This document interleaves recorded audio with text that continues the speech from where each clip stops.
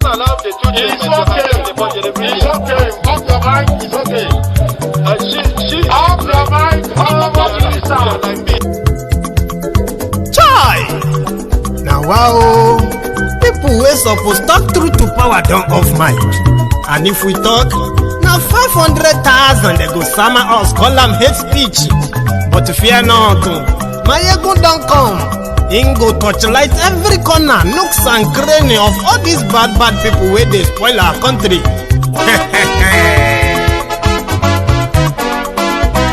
So my people make we laugh, yo. Maiyegun don't come, yo. My people make we shout, yo. Maiyegun don't come, yo. Maiyegun don't come, man of the masses, yo. Maiyegun don't come, yo. Maiyegun Diary Politico, Maiyegun don't come, yo. This one not the off in mind. Maiyegun don't come, yo. And in the touchlight every corner. Maiyegun don't come, yo. Okay, some people be they holla say they want the power. Chai, them be promise us say we go get light and power. Them hustle sote they can't get the power. But now they know they do anything with the power. Every day, dollar just they get the higher power over naira. See them talk say make we off mind, but thank God say Maiyegun don't come. So my people make you ladder, yo. Maiyegun don't come, yo. My people make we shout, yo. Maiyegun don't come, yo. Maiyegun don't come, man of the masses, yo. Maiyegun don't come, yo. Maiyegun Diary Politico, Maiyegun don't come, yo. This one not the off in mind, Maiyegun don't come, yo. Person where they do evil, no one make person talk. Them say that Maiyegun, that man too they talk. He too they talk. Say Maiyegun Diary, he they hot like pepper. But every day then they take money in bulk. Woman picking, they the street they hawk. Still them talk say make we no talk, but thank God say Maiyegun don't come. So my people make you laugh, yo. Maiyegun don't come, yo. My people make you shout, yo. Maiyegun don't come,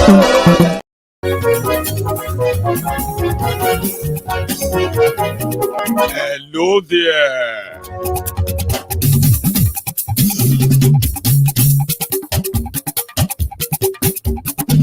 Maiyegun la mo do. Good morning to you, good afternoon to you, and good evening to you from wherever you are watching from. This is Maiyegun Live. Maiyegun ti de o, ọ̀rẹ́ ara yìí. Maiyegun Diary. Read the caption of this broadcast. Read the description as well. Share the broadcasts. Like the video. Subscribe if you haven't. Then sit back, relax, and be part of this tonight.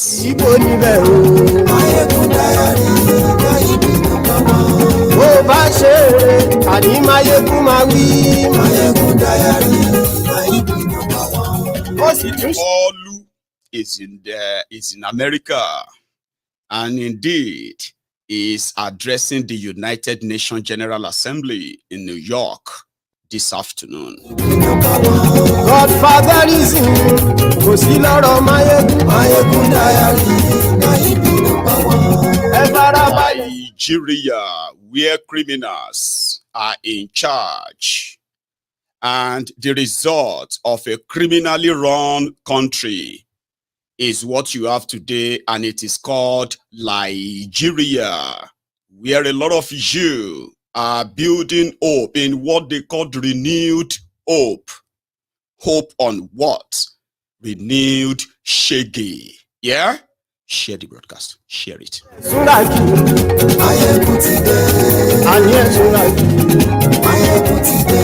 Lórí Facebook. President Escobar. Lórí YouTube.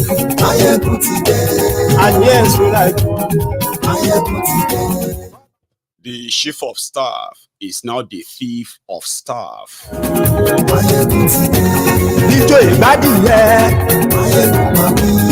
So unfortunate that the Senate President is popularly known as Naira's will. Yes,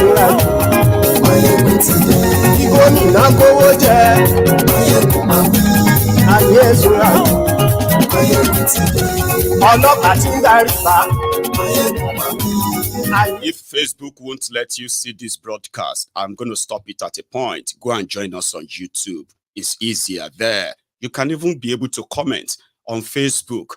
They won't let you comment. They won't let you like. They won't let you share. You are lucky that you even see the live. Come to YouTube and there they happen.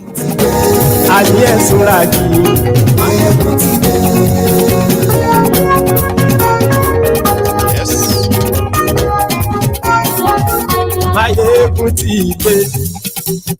Motideo, Soekuleo. Good morning, good afternoon, and good evening to you. Of course, I have missed us. I am back. So you can call tonight a bit of catch up, but you can bet it's going to be worth your time. So we'll be taking them one after the other, as usual, as the Spirit directs. Share the broadcast as usual, and if you have done that, thank you. Now, I have been away for 48 hours, and a lot has happened since then. The ones that happened on the parts of the criminal ruiners that you call rulers in Nigeria, and then the consequences of their failure, which is more pronounced today, apart from the economic, well, what do I mean by apart? The economic impact, as well as the ruined generation, the young people who are the victims mainly of the government failure, right? They have been at their worst of the worst, as reported just yesterday. Cultism, drug abuse, violence, crime, prostitution, human trafficking, slavery, and so many things that these young people have been subjected to due to the failure of government, the enabling the enabling environment created by the failure of the government, and then those who are living in denial of this. When you look at the characters in charge of Nigeria, especially now, the track record of the failure of leadership in Nigeria, and then you see the characters, the actors that participated or played a role or another in that space, you can be able to tell when you look at all the criminals that are presenting themselves as distinguished men and women, honorable men and women. Criminals. So yesterday, the news came that finally, the state of Georgia in the US have made up their mind that, you know what, this person doesn't worth any kind of right to be practicing law in anywhere in the United States. Who will start? Gbajabiamila Amule. And Gbajabiamila Amule, before joining politics in Nigeria, he was a solicitor in the US. Just like Kolu claimed to be an accountant in the US. Even though the one that they caught Gbajabiamila Amule is called the betrayal of trust. That of Kolu accountant, Kolu became the bagman for heroin traffickers. They are two different things, but I'm just saying that at different times in their lives, they had the opportunity of being in the US, right? And indeed excel in their own kind of choosing a discipline. But Gbajabiamila Amule, who happened to be a solicitor and at the same time a sort of a confidant for some of his clients who leave their properties in the scare, Do you understand when some Nigerians will tell you, I'm working in this so kind of business, job, and I have the portfolio of over $1 billion. The money is not his money. It is the money put in his care by other people for him to either manage or just watch. Do you understand? Gbajabi Amule falls under this category. But guess how much Gbajabi Amule stole from his own client? I don't know how horrible you will be, right? To take somebody's money that was deliberately put in your care and abscond. That is, run away. When you know that you have a job, a career that you toil and work or sweat for all your life, that you value. So in my own book, this is more or less like the 25 or 24,000 US dollars that Gbajabi Amule stole from his own client and ran to Nigeria was the value of his entire career in America. And the moment he got the money, it was like a payout for him. He left for Nigeria. You know what he did when he got to Nigeria? He joined politics. There are so many criminal Nigerians right now all over the world doing horrible, horrible things, but they have not been caught. They may never be caught. But so many of them, they are eyeing the political offices in Nigeria to go and be governors, to go and be, because they know if there's a place where their criminal or criminality is going to be appreciated, because it's going to be called being smart, is Nigeria. So they are eyeing. Some of them are watching me right now. Some of you are watching me now. I'm not a moral judge. I'm not a moral pastor. I'm not a, what do you call it? I'm not a moral crusader, like somebody who is looking for. I'm just saying, if you don't live in denial, if you agree with me, it's okay. What I'm saying to agree is that if there's a place whereby you will be crooked, a criminal, even outside Nigeria, even within Nigeria or outside Nigeria, if there's a place where your criminality won't really be an issue at all, if you go into public office, when you go to public office, you are actually putting yourself out there for everybody. Sure, that's what public office is all about. There's nothing like my enemy is after me. No. You see, in their media in Nigeria right now, they are not talking about Maiyegun. They are not talking about me, talking about my family, talking about the jobs, talking about things I've probably forgotten myself. Simply because there is no poster of mine anywhere in Nigeria seeking political office.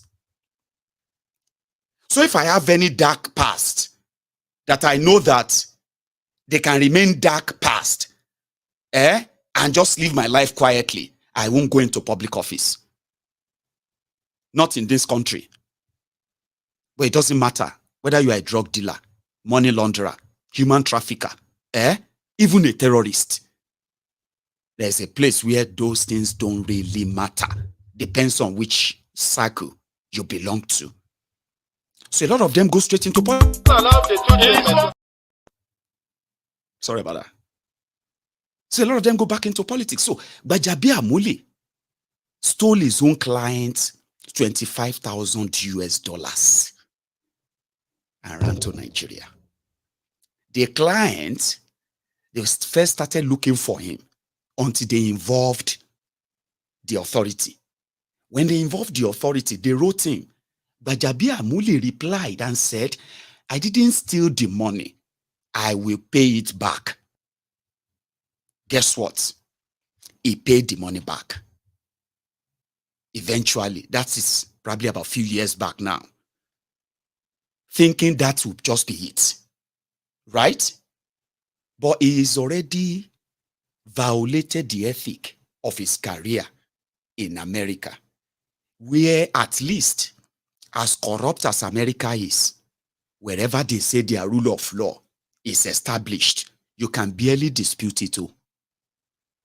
Do you understand what I mean? Like any jurisprudence or ambiguity that they use for those legal terms, once they are doing an investigation about something, right? And they establish their, what do you call it, judicial jurisprudence on it, which means every party has participated and facts have been presented, fictions have been taken out. In America, you can't dispute it.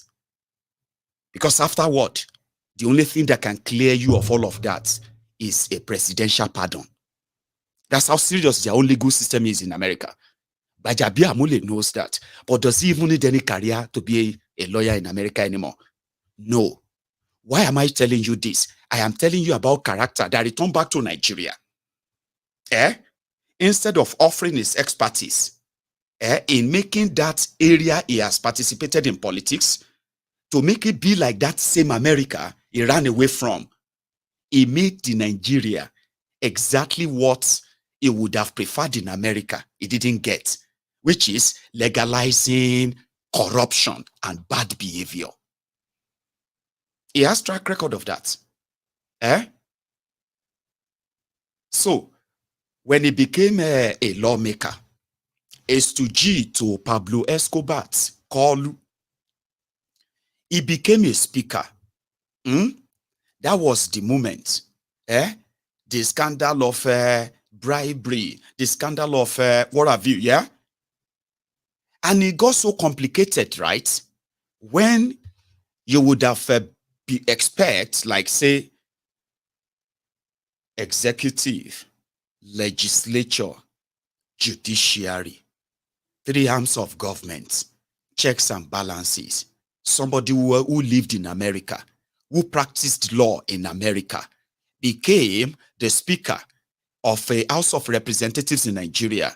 But rather than give you that same expertise, perfect your democracy, they just joined in the entire bandwagon because he can't change. He was entrusted with 25,000 US dollars. See, he stole it.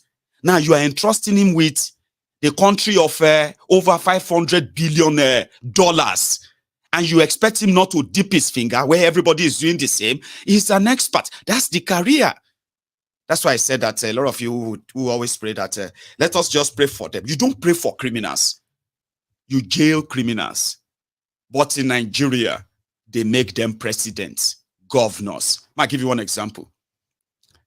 When this guy stole money in Nigeria, he was a godfather with a capital G. Do you know what I mean? James Sibori.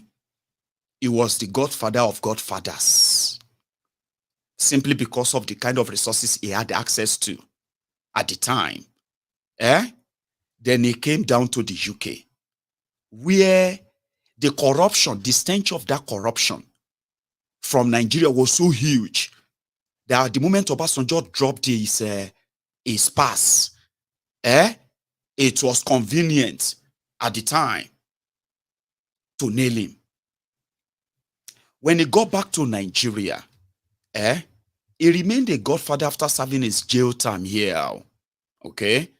The likes of Bajabia Mole, Tifnumbu, they never stayed in the US to be arrested and snapped, like, mugshot them.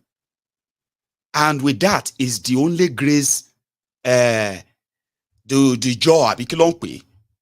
only grace they've managed to weather the corrupt political system of Nigeria. Where is the charges? Where is my mugshot? But whether mugshot or no mugshot, it doesn't matter in Nigeria. This guy has now returned back to the fold of Pablo Escobar, Kolu, doing what he knows how to do best. You know what I mean? But if you think, if you think no mugshot is why they are escaping it, then you don't know Nigeria. The current governor of Ogun State, Dubious Dapo, that one has his own mugshot too. In 1987, he was a credit card fraudster. So he was arrested.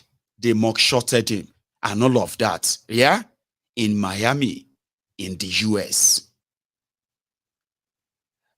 He is the governor of Ogun State today. They will tell you, is he the first person? Is he the first person that will be caught? Does that mean that we should now go and remove him as governor? Why did you even let him get to a position where he's going to be able to run for office in the first place if the system is not what we say it is? How did he manage to get closer to being able to even run for office? It's because the system allowed it. How did Gbajabiamole, how did their own security agents in Nigeria, who always do the background check on them, how did they ignore all of this? It's because it is Nigeria. The system allowed it. So the criminals have now been able to establish themselves in Nigeria successfully. So the system has now become them. They have now kind of molded Nigeria into what they expected it to be exactly. It's just that it is not what you wanted it to be. And that is why we're having all of this. You cannot give criminals, you can't forgive criminals who haven't really served the punishment for their crimes, especially when it comes to economic or financial crimes. Here you get, because once you give them platforms, they will do more. So the panel came together yesterday and they delivered their ruling. Which doesn't really matter anyway to them. Gbajabiamole betrayed the trust of his client. He cannot be trusted. He cannot be relied upon. And such character should never be seen to be practicing law anywhere in the United States. And that's now up to him to say, because of $24,000, I have paid the money back. Then he goes to court. He can go and fight his indictment, but he won't. Because he knows. And he doesn't need America law job, Abi, what do you call it anymore? He is a multi-billionaire, not just in Naira, in dollars. I'm not kidding. He supervised the pillaging. He's helped legitimize the destruction of Nigeria. He played a key role. When Nigeria ran into this everlasting generational indebtedness, courtesy of Bokwari, Pastoruga, and Gbajabiamole, as well as Yorubas Templawan. They were there to give Bokwari all of the free hand he needed. No check and balancing, no nothing. In fact, they were up in arms against anyone that tried to question Bokwari's financial rascality at the time, which has now put Nigeria in a very, very serious financial predicament. A country that is bankrupt, but they are still living in denial of declaring bankruptcy. A lot of researchers have said that Nigeria is still existing is something that is beyond any explanation. If a lot of you actually knows the state of Nigeria, economically, systemically, you will never feel comfortable if you are right now. But he got rewarded as a thief of staff to Escobar. Now he is even more powerful. And that is somebody indicted in America for betrayal of trust. So they don't care.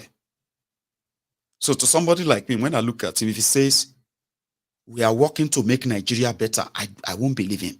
Because I know it probably doesn't mean it. And even if he feels like his mouth is saying, we want to make Nigeria this or that, even if his mouth is saying that, right, his brain is going to be rejecting that nonsense from his mouth. Because he's made a career out of being untrustworthy, a liar, unreliable individual. But he has been given platforms for 24 years. And the result of all of that is this Nigeria that you have right now. So I won't. And that's why I don't believe them. It is the same thing with Kolu. You don't make up good character for bad or, badly behaved people. Chancers, opportunists, pickpockets. I actually call them scroungers. People who actually pretend to want to help, but they further create a problem and then milk it.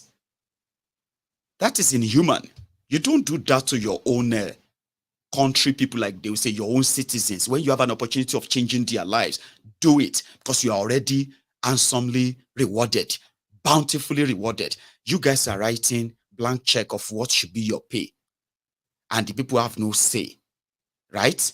But yet, you still have no kind of, motivation to make the country better for the same people who have rewarded you so much. So I don't trust them. And I've always been right. I've always been right about them. Because I read actions, not words. Currently, Kolu is in the US. Nigeria economy is in tatters. Okay? And the uncertainty around what exactly is the policy of Tifnumbu in bringing back the destruction, bringing back sanity or whatever. What are his policies? So I keep telling you, the Sunday that is actually going to be glorious. Now from Saturday, you're going to know. And it's the same thing with Saturday. If that Saturday is going to be all right, at least you'll begin to feel it from that Friday. When Kolu came in, the first few steps has given me all I needed to know, plus all I knew about them. It was a big dunk for me. You are in a big mess as a people. You know why? It is not about words. I learned about word salad when these guys, some of them are actually developing accents too, so that it can sound all right to you. Oh, we are bringing the so investment. We are da. We are da. No, you are not. You are not bringing anything. You understand? You can take pictures. You can travel all over the world. You can do a lot. You are not going to bring anything back to the people for those who know better, because you are not interested in bringing them back to actually impact on the people.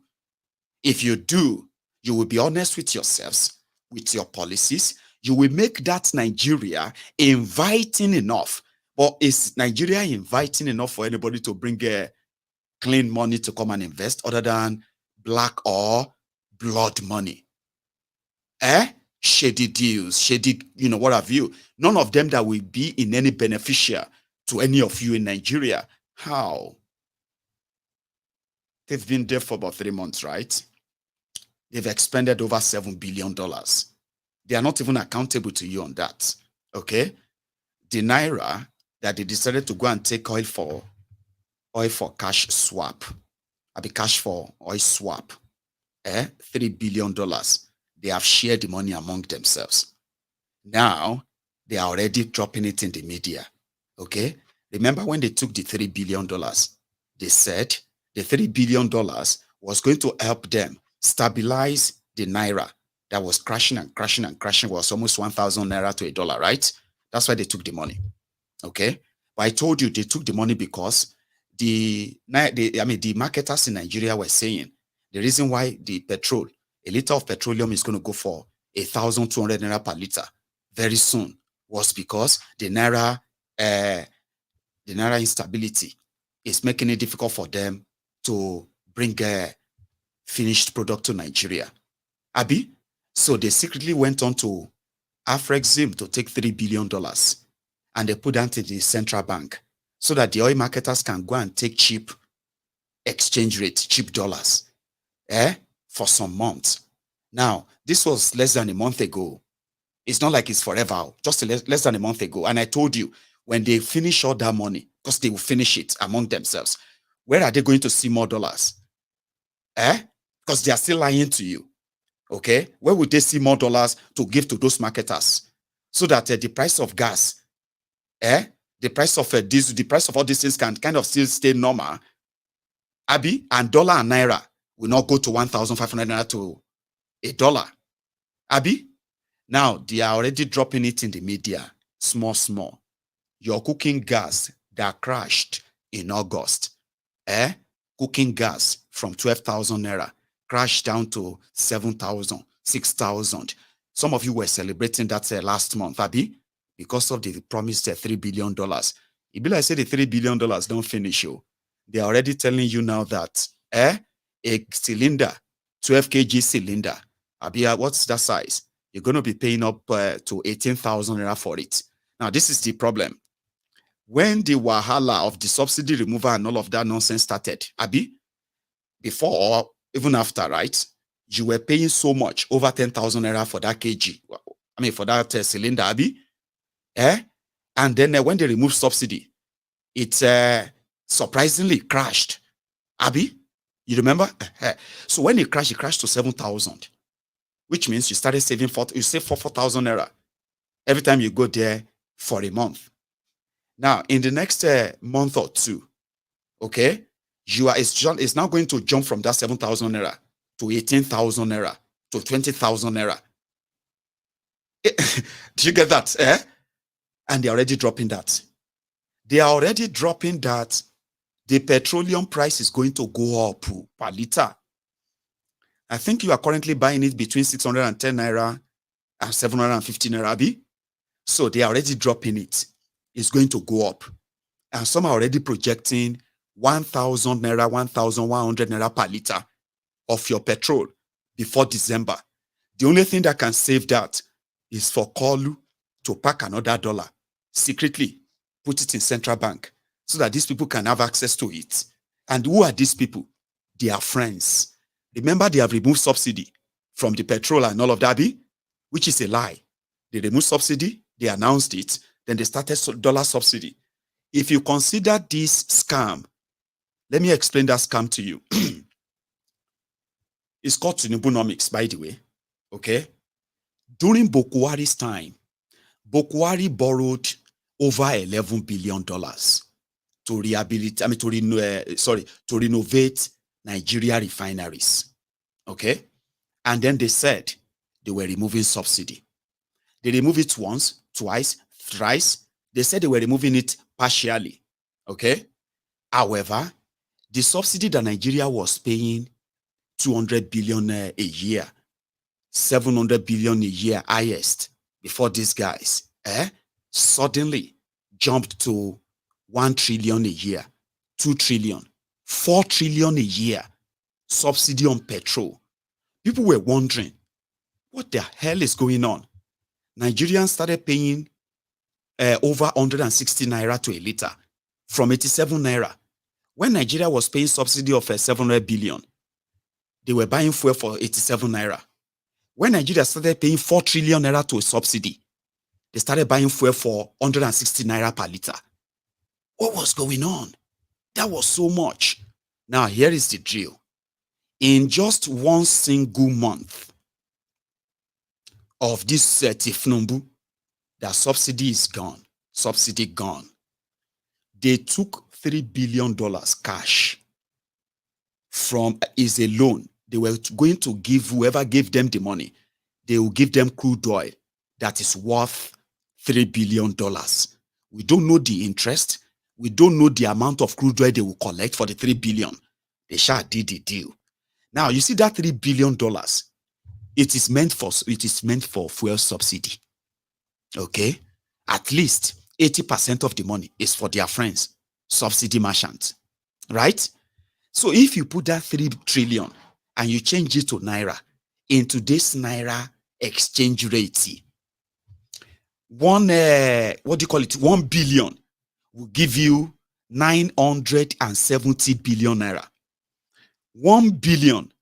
And if you multiply that by 3, or more, yummy, that is over 2.8 trillion naira. So, in their way of cutting subsidy that is too much a year, Tinubunomics, they have already expended over 2 trillion naira on the same subsidy in just 1 month. So by the time Tinubu finished with all of you, you see where Bokwari started, that is continuing from, by the time you now realize how much you're actually paying for subsidy, and you are still paying so much. Listen to this. So, out of all this over 2 trillion naira they received, in order to keep the price low on petrol and dollar rates, because if the demand for dollar is too much, it's going to keep going up. Now, the people they get, the 2 trillion, what do you call it? The 2 trillion they spent in a single month during Bokwari time. Now 4 trillion they spend a year. You see, by the time they finish with you, by the time you realize how much subsidy they are paying, and given different names to continue to ruin Nigeria economy, why many of them will continue to be multi-billionaires or multi-billionaires. You'll be seeing mansions, properties here and there, but you'll be seeing abject poverty. By the time they are done with you, she been at 4 trillion Bokwari was paying. That 4 trillion will become every month. You will realize that they are printing money to share because of this same subsidy, and you are spending more than 10 trillion naira on subsidy of what you don't know. But a liter of petrol, you'll be paying over 1,000 naira for it. It is a game, and you are the pawn on their chess table. These are criminals, gang of the Federation. If somebody says, what do you call it? If you see SGF, which they call Secretary to the Government of the Federation, that is not true. Akume, that is their SGF, is a criminal. He is an EFCC criminal, former governor of Benue. Special duty for Bokwari. He is a criminal. So when you see SGF, you just see Secretary to the Gangs of the Federal Republic of Nigeria, which is Secretary to the Gangs of the Federation. Because what you have right now, you have gangs everywhere. By the time they are done, you will realize that it is not that we are wishing them or wishing Nigeria bad. A lot of you are already in the working of wishing Nigeria evil, bad, by bringing in evil criminals and giving them platforms to perpetuate all kind of aids that are detriment to any reasonable democratic country. Obviously, a corrupt country it is. You are ruining Nigeria, not me. You don't give criminals a platform and then turn around and say, those who choose to out them don't wish Nigeria well. Meanwhile, their actions and the result of their actions are exactly hoping for everybody to see. We are all victims. It's just that some of us loves our oppressors more than anything. Because it is in that same population that you have Nigerians who love their own criminals differently. Can you blame them? It is the what they know. People who have a chance to actually invest. Now, this is where I was going with that money I was explaining. In 3 months, they have taken loan of over 7 billion. A lot of you don't even know. The loan of 7 billion have interest. The Nigerian foreign reserve has been depleted. What is left there right now is less than $3 billion for a whole country called Nigeria. Nobody is alarmed. Nigeria has no good credit to actually attract real investors, except for those who are also chancers. They'll bring a little and they kind of rip the country off. And at the end of the day, no impact, no real impact in the lives of the ordinary people, as they love to say, ordinary Nigeria. Now, Ogun go kill you. Do you know a lot of people have accepted that? Criminals as distinguished men and women. Me, I am ordinary Nigerian because I am just ordinary. So degrading. They've ruined Nigeria credit. Out of the whole 7 billion, no single kobo, no single penny is actually invested in the microeconomy of Nigeria. The real people that are actually the lifeline of Nigeria. You see those people who are running small businesses there. Small businesses and services. In their large number, they are the lifeline. They are the blood that is that should be running the economy of Nigeria. They are not investing in them. They are investing in themselves. Sharing the money. Buying themselves cars, taking extra codes in dollars, organizing seminars for themselves, trips here and there, everywhere, telling you that they were going there to go and learn on how to make Nigeria better. But they all go out there, and when they go back to Nigeria, they make Nigeria worse. Then they lie to you. They lie to you because they are criminals. You want them to do right. You trust them. They are people you shouldn't trust. They cannot be trusted. They have proved that to you again and again and again. They cannot be trusted. But a lot of you love to listen to them because of their words. But you are not looking at their actions. Their actions is more damaging to you, your family, your livelihood, your businesses, your jobs, your safety. Nigeria is not safe. There's crime everywhere. It's so pronounced. Social media is keeping all of that right there at the front burner. But the government is not facing it. The rest of the world is looking. They are seeing the potentials. And they're also seeing the risk. Now, for every investor, it always comes with risk. But with Nigeria, there's absolute no saving grace. No resting, no hard shoulder to rest on. So if you have clean money, you won't take it to Nigeria. It is what it is. Because the criminals, they don't really have the political will to doing the right thing. Now they force them. You expect them to. They don't have it. They have made their names.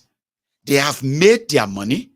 They have made whatever they think they have, the career, through crime or criminality that they've managed to escape, because Nigeria will keep them protected. And that is the reality. That is something that a lot of people would love to live in denial of. You don't wish criminals to do the right thing. Okay? What you should do is never to give them the platform. But you have former heroin bagman Tifnumbu as president. Okay?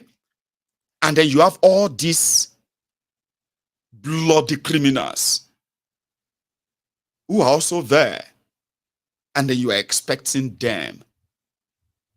Abba. They say will be Mumu. You go think it's not you. Now that we have heard about the indictment, let's go to Akuri Nigalailai. Akuri Nigalailai worked with Bokwari, but at the time, he was only hired as a Twitter special advisor to Bokwari on Twitter. Here you get. So if you see anybody where they criticize Bokwari, it will be there. And it was regular as a former Channels television newscaster. Akuri Nigalailai. Now, Akuri Nigalailai, who went with Tifnumbu to, what do you call it? To UAE, United Arab Emirates. It's a huge, what do you call it? Bilateral advantage, okay, between the UAE and Nigeria. As at 1992, United Arab Emirates was like Nigeria, if not worse. But they kind of got themselves back once they discovered oil in that large quantity. The oil became blessing to them. So they set standard. So cut the long story short, a bilateral disagreement where Boko Haris ruined Nigeria, was struggling to let them take out some of these people who are investing in Nigeria, who invested in Nigeria, including their own airline from the United Arab Emirates, $11 billion. Until I find out, it's not 3 billion, it's not 4 billion, it's not 2 billion. $11 billion was their money in Nigerian bank. After Emefiole and Boko Haram emptied the entire vault, Pangolo and Kolo, inside the central bank of Nigeria, they were scared that if these investors take their money out of Nigeria, Nigeria economy will collapse. It's not going to be a recession, though. It's going to be worse than Venezuela. So they developed a trick. And they said, no, you can't take that money out. What do you mean we can't take our money out? It's part of the agreement. A bilateral agreement. What do you mean? No, you can't take the money out. In fact, we have some questions. We always give you a lot of flights to Nigeria. But you didn't give our own airline enough flight to Dubai, to UAE. We need to figure that out. That's why you make this so much money, Abi. Then you always subject our citizens to all this nonsense test that you are charging them money for. We need to discuss that. First, give us our money first. Then we can talk about all of these things. No, Ashe, maybe they don't steal the money. So it became a bilateral diplomatic problem that they placed a ban on Nigerians. Innocent Nigerians who are like working, living in UAE or going there for holiday, they banned them. Boko Haram didn't say anything, didn't do anything. Until they smuggled Tifnumbu into UAE to go and smile to camera. Open it here, open it there. And then Akuri Nigalailai just jumped onto the camera. UAE has lifted the visa ban on Nigeria after meeting President Tifnumbu Jagabanditio with immediate effect. That's what? With immediate effect. Cheng Bowiri. Then give Kolu visa. Because the talks they don't lift visa for everybody. I know that he uses a diplomatic passport, but you shall get what I'm saying. They allowed him to come. So they give him visa not only because they will give visa to all this weary. Akuri Nigalailai then told that with immediate effect, people started celebrating. Me, I left politics. I left all of this. I also celebrated. I celebrated with the ordinary Nigerians who are there in UAE, who are caught in the crossfire of the failure of the government in Nigeria, led by criminals. During their own time, they were also honorable men and women. You couldn't say much. How could you say that about that is the Central Bank of Nigeria, Maiyegun? How could you say that about Buhari? Don't you have a father? Are you mad? My papa can't pick your pocket. My papa, they steal from companies. My papa, they print money inside Central Bank. You demand. That's why they react with them that time. That's how we relate. They will say, you this Maiyegun Mali. Oh, you kure Mali. That's why they relate with them. For 8 years.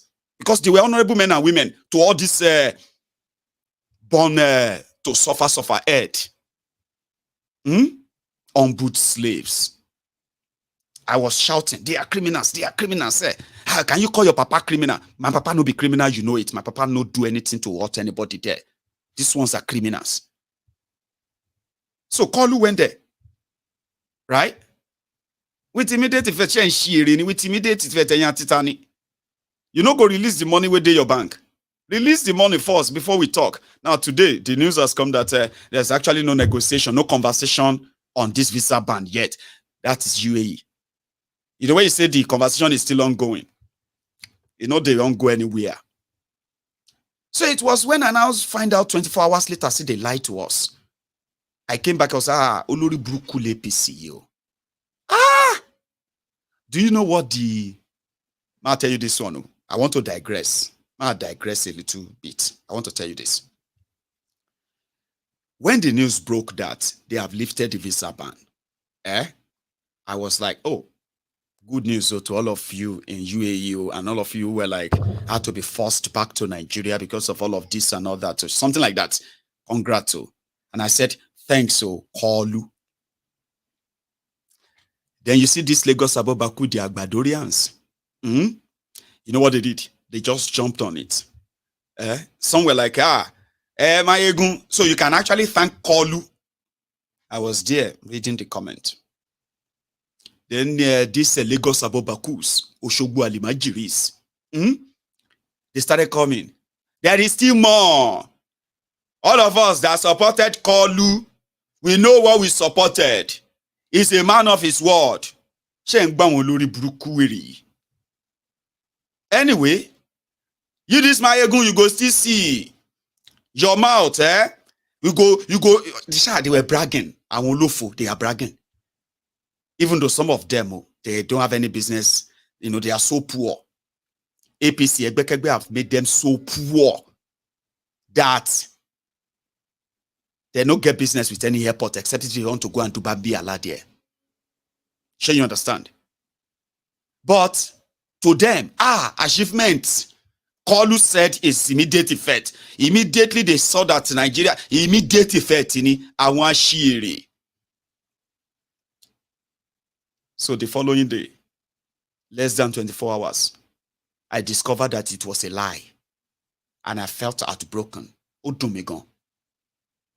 And you know me, it is how I feel that I express myself. Sometimes some of you are shocked. Maiyegun. And I like you, Maiyegun, more than this thing where you just posted though. Maiyegun, I respect you so much. Maiyegun, I didn't expect this from you. Did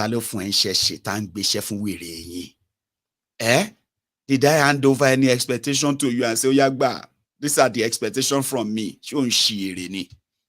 I am somebody that will express myself exactly how I feel. Okay? So you can then react to it and say, you know, get home training. You be omoale. That's how me I be. So when I felt like I've been lied to, the following day, you know me, Bimoshe GT check a few news. Once I woke, I was like, I want power for me, like me. I said, all this. Have you heard that this visa ban a lie? That was the first shot I shot when I first opened my eyes.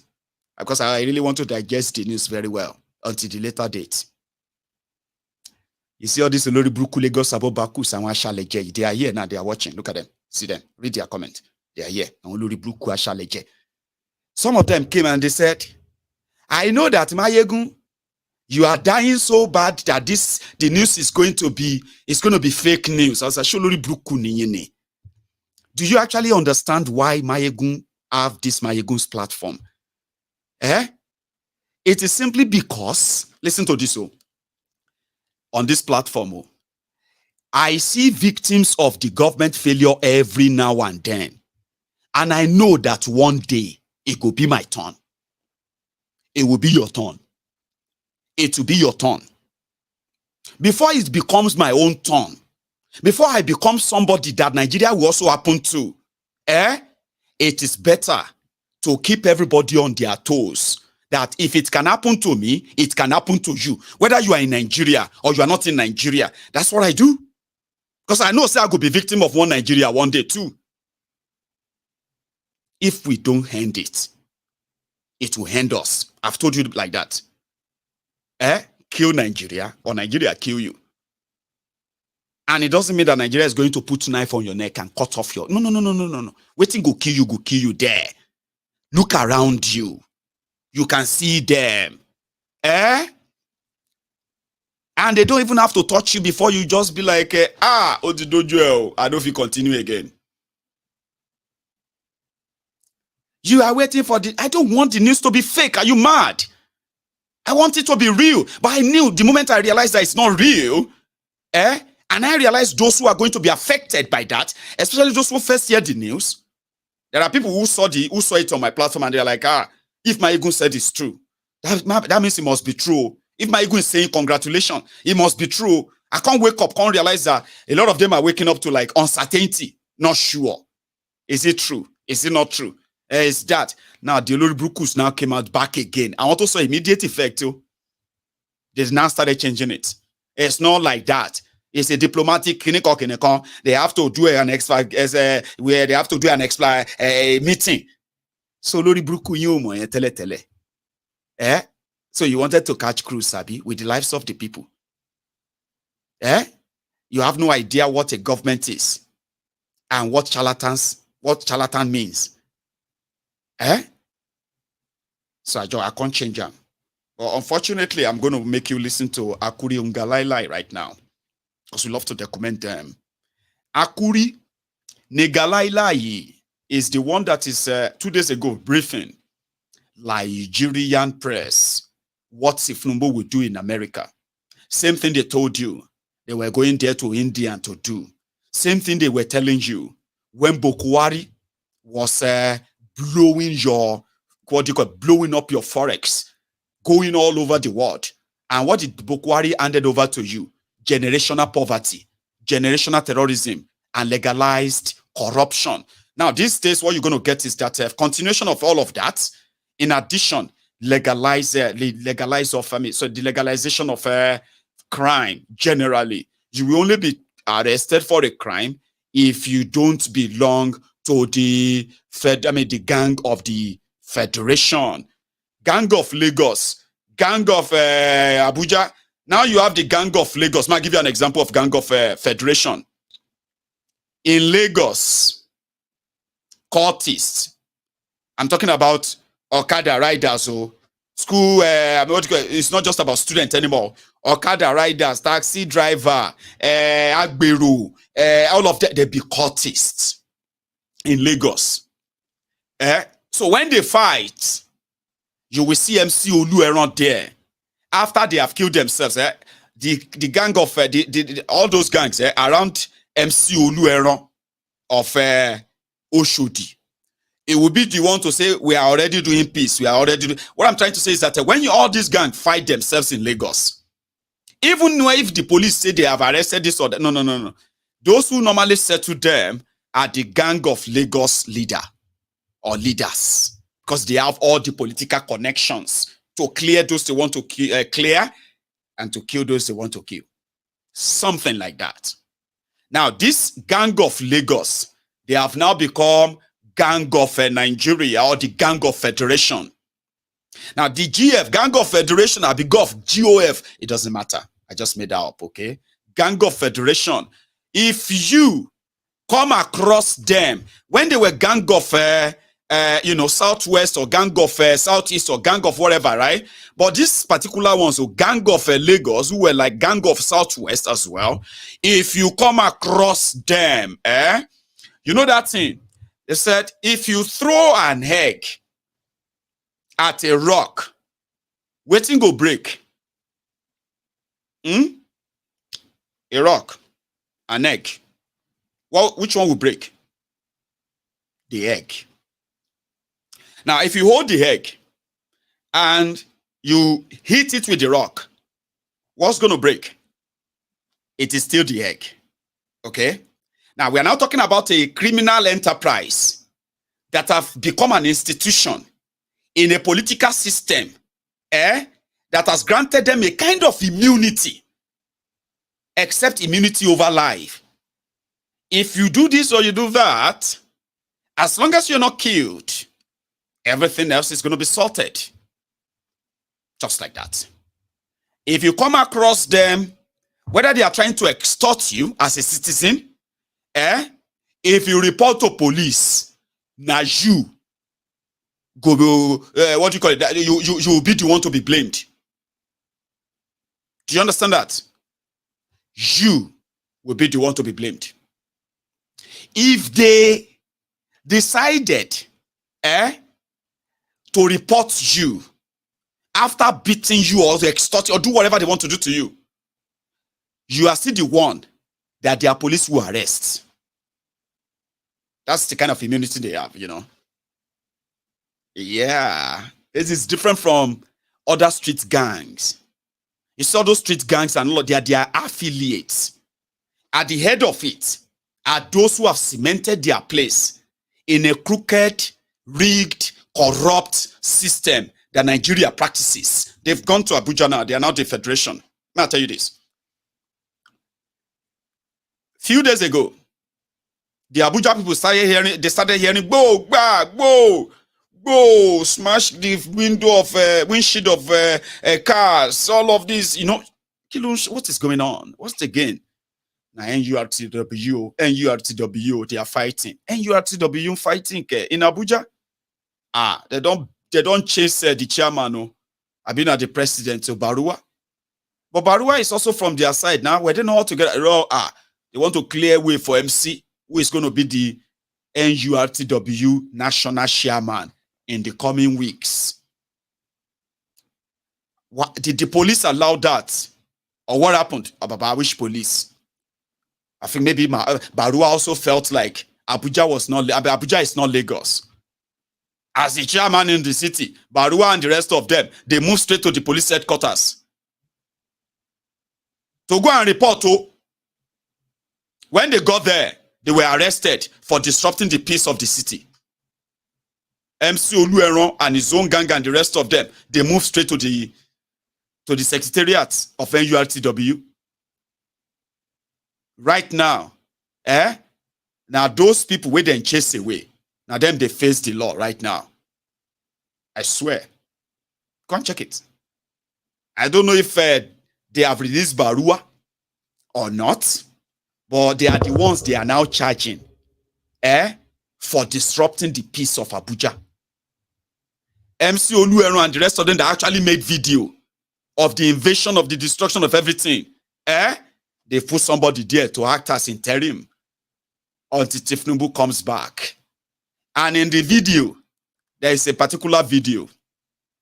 I can't share that because he has this copyright audio in the background. There's a video of MC Olueron and then Wasiu K1. And MC Olueron touted, talking about all of those who are his boys, the ones in Lagos, the ones in other places, and the ones that are now in Abuja. And he said, this is the acting chairman so and so, which I am going to be, inshallah, very soon. So you may probably hear the news soon and say, MC Olueron has been appointed. The national. So I'm just kind of letting you how degenerated a rigged gang of the federation truly represent and mean. But let's go back to Akuri, Nigalailai, that will then take us to America. I'll drop some snippets and all that there. Then I'm going to take you to Bangladesh, the countries that Peter Obi is famous for mentioning, among others. So they were doing Commonwealth micro investment, something. And the obedient have been kind of raging when they saw Obi talking, like, you know, with all those people there. They were like, Yakubu no go better for you. How in God go punish you? You denied us this first. I said, oh, nah, sure, calm down. Let's hear Akuri. I don't mean you should believe everything he had to say here, but I have to play it so that it can lead us to the next stage of our convo, right? Listen. The engagements he's going to be having at the General Assembly, aside from the active participation that the Nigerian delegation will be engaging in at the Assembly, there are a series of very important side activities that will have wide-ranging ramifications on the Nigerian economy. As you are well aware, following Mr. President's very successful trip to New Delhi for the G20 and the staggering amount of investment he has been able to attract to Nigeria in a very short period of time, he is going to continue advancing very aggressively on his economic development diplomatic drive to aggressively attract foreign direct investment into the country. So with that, I would like to inform you that His Excellency, Mr. President, will be having the following meetings with major chief executives and leaders of multinational firms cutting across multiple sectors of the economy. The President will be meeting with the President of the Microsoft company worldwide, Brad Smith, with respect to how we can deepen digital transformation in the country and to how we can expand the digital economic footprint in the country to ensure that our micro and small enterprises will have access to the internet and have access to other smart technologies that will facilitate their ability to transact business quickly and efficiently. Mr. President will also be meeting with Sir Nick Clegg, who is the President of Global Affairs for Meta Technologies. That is expected to be a wide-ranging conversation with respect to how we can leverage on new innovations such as artificial intelligence and certain other applications to impact the way we do business in Nigeria. His Excellency, Mr. President, will also be meeting with the global CEO of General Electric. Of course, the General Electric is a very well-known international organization that cuts across multiple sectors. They have very deep involvement in the energy sector, electric power generation, aviation, engine production for multiple modes of transportation, amongst many other inputs. So we expect that to be a very important interaction. Furthermore, His Excellency, Mr. President, will be meeting with the global CEO of ExxonMobil oil and gas company. We see this as a major opportunity to once again lay out in detail what Nigeria has on offer with respect to the implementation of the Petroleum Industry Act and the fiscal and tax incentives that are being put forward by President Bola Ahmed Tinubu to further advance investment in the oil and gas sector, not just in terms of oil, but more in terms of gas, but even in the oil sector, looking very closely at what we can do in the deep offshore and some of the associated opportunities in that sphere. Again, these are just one-on-one meetings with these delegations. These are just a few of them. We are also going to be participating, His Excellency Mr. President will be participating in the Africa Global Business Initiative, essentially another platform that's more like a roundtable where you're going to have really lucrative enterprises, high-level chief executives from around the world wanting to listen in on what African leaders, with particular attention to the Nigerian president, what he has to say in terms of the opportunities available to invest in Nigeria across sectors. That's going to be another major opportunity. The president will also be presiding over an event that is the Nigeria Small and Medium Scale Business Summit. And this is really a very strategic one.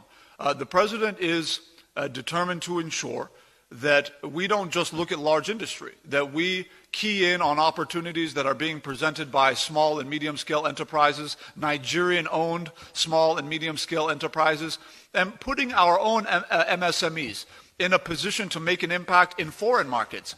Yes, the president is focused in on attracting foreign direct investment, attracting jobs, attracting new tax revenues into the shores of our country. But he's also focused in on making sure that homegrown Nigerian companies have fair and equal access to foreign and international markets. This is a major aspect of the kind of wealth creation that Mr. President envisions in his renewed hope agenda. So we are going to do everything we can to support Nigerian small, micro, and medium-scale enterprises as they look to expand their operations beyond the shores of Nigeria. And that is what that summit is intending to do. In addition to that, the President will be speaking at the UN high-level reform of the global financial architecture. This is a sequel to the engagement Mr. President had in Paris. It will essentially allow our president to lay out his vision. We will work with you to build a Nigeria that is not corrupt. I bring you a message of hope.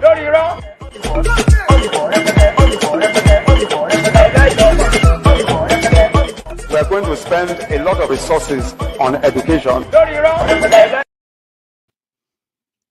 Lórí irọ́.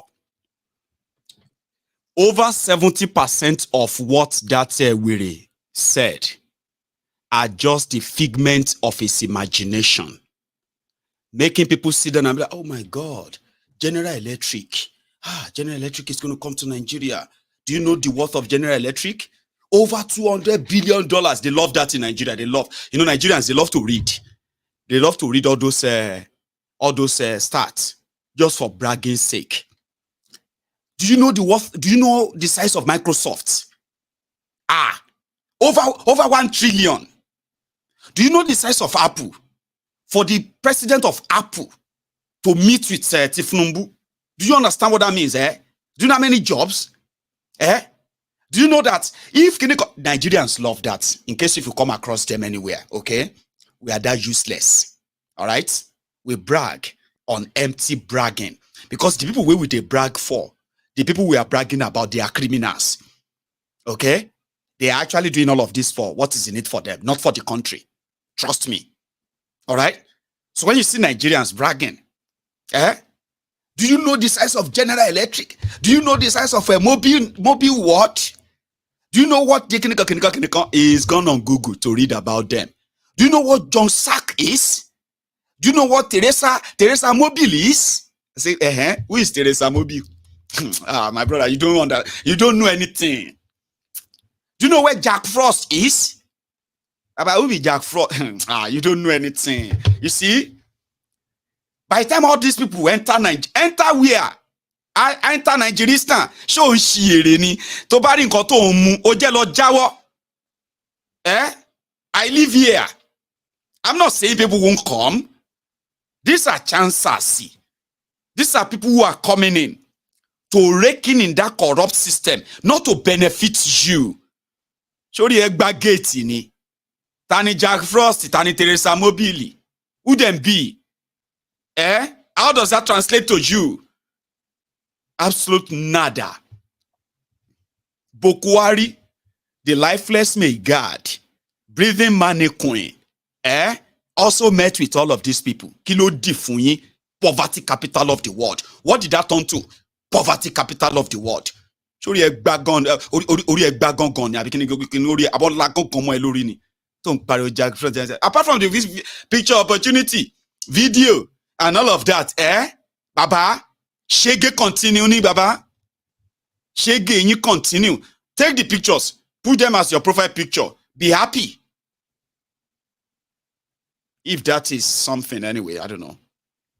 Where Akuri Nigalailai, after dishing out, he spoke a lot too. I just had to cut it off. Here you get. We'll go to the next one. To ti doju e say. Ó ti dojú ẹ̀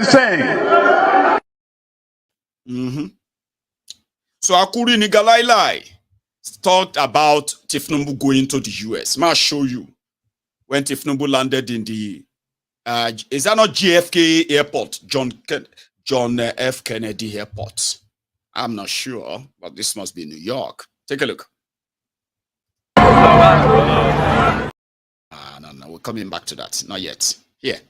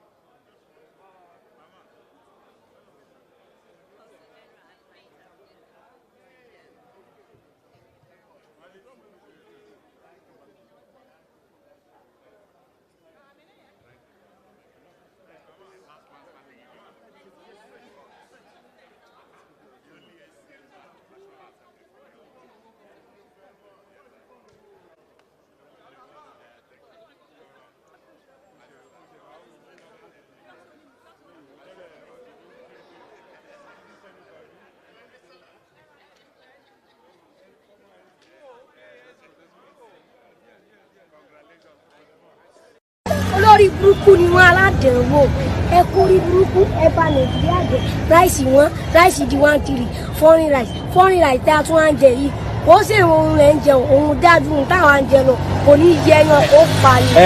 ó dàbẹ̀ kórí. Let be poor, breathe. Don't suffocate them. We have that responsibility. Let be poor, breathe. So he's landed in the US, and he also met with Ramaphosa of South Africa. And according to their news reports in Nigeria, they said Tinubu told Ramaphosa, South Africa, please come and invest in Nigeria now. You know, South Africa, they a little bit okay, yeah? I know this my guy. He's in South Africa. I've got these two guys on this platform. If they hear that, they say, Maiyegun, stop it. What do you mean by South Africa is a little bit okay? Are you showing joking? Anyway, you know, South Africa is okay. But South Africa economy is still smaller to that of Nigeria. As mismanaged as they've mismanaged Nigeria, as they have looted and ruined the economy of Nigeria for decades, Baba is still bigger than South Africa's economy. So it doesn't matter. Investment is investment, Abi. Oh yeah, see Baba investor, and then so the one that is inviting investor. More. Every time I see Kolu, the kind of clip I kind of love to see at the time when he's just like that, like, you know, that old man, nothing about Nigeria, reading speech and all of that. That one, is just word salad. Kind of gets some of you annoyed, right? But when you see him in his element, where people are greeting him or is talking freely, just saying his own thing, where you can easily see him and say, Oti law. But apart from that, you see this old man, grandpa, like a great grandpa, tired, mentally tired, weak. What is that word? Feeble or fragile? Abi? And you just look at him, and then if he's not Ifnumbu, you just adore that old age and be like, oh. But Kolu, that you know, there are some people who said the fact that Kolu claimed to be 70, nobody knows his age, nobody knows his real name, nobody knows his real parents, nobody knows anything, nobody knows where he comes from, real place he comes from. So you could easily just say, well, if he says he's 70 and he's like this, a sick old man, president of Nigeria, I think that would be like a joke if you see. But if you take all of that away, like just say man and all that, right? It's probably going to be, you know, I don't know. I'll show you, Sha. Him and Ramaphosa of South Africa.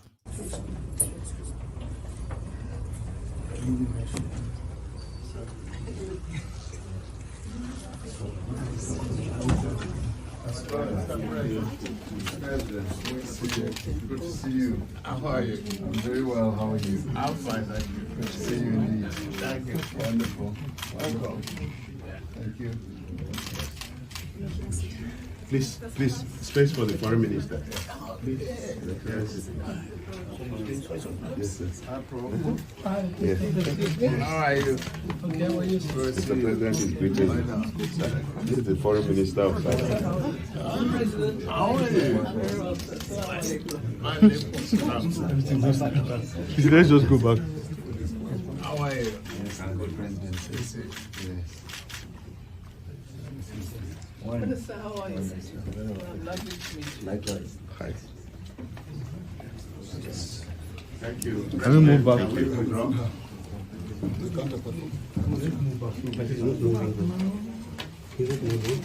you. When did you arrive? Yesterday. Okay, same day. Same with you, yourself? Yes. That's very good. First. We missed seeing meeting, although we saw each other in India. India.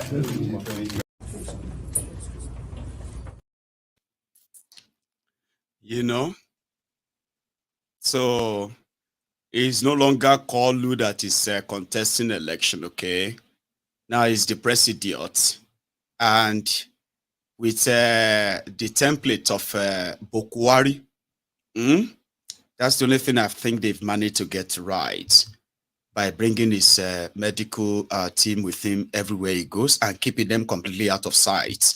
Or if it's actually in the US or in this part of the world, the media would have dug them out and all that. But well, that was him. With Ramaphosa, it was just like that. Like, how are you? And we are talking. We're thinking of meeting with you and to see what you know, the Africa. It's all normal. It's called diplomatic stuff. But they did same in India, and it's just what they do, you know.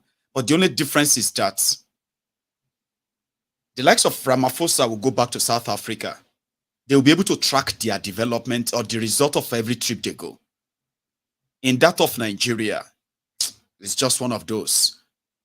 But if these people return the visit and go back to Nigeria and they meet them one-on-one, 80% of them will be like, no, we can't operate here. This is... Sure, you get, it is Nigeria, you know, and he will get his own photo op. He will get all of that, and you know, I'm still waiting for his speech at the United Nations. Okay, where that one is prepared, and he's going to talk about, you know, ironically, I mean, kind of surprisingly, right?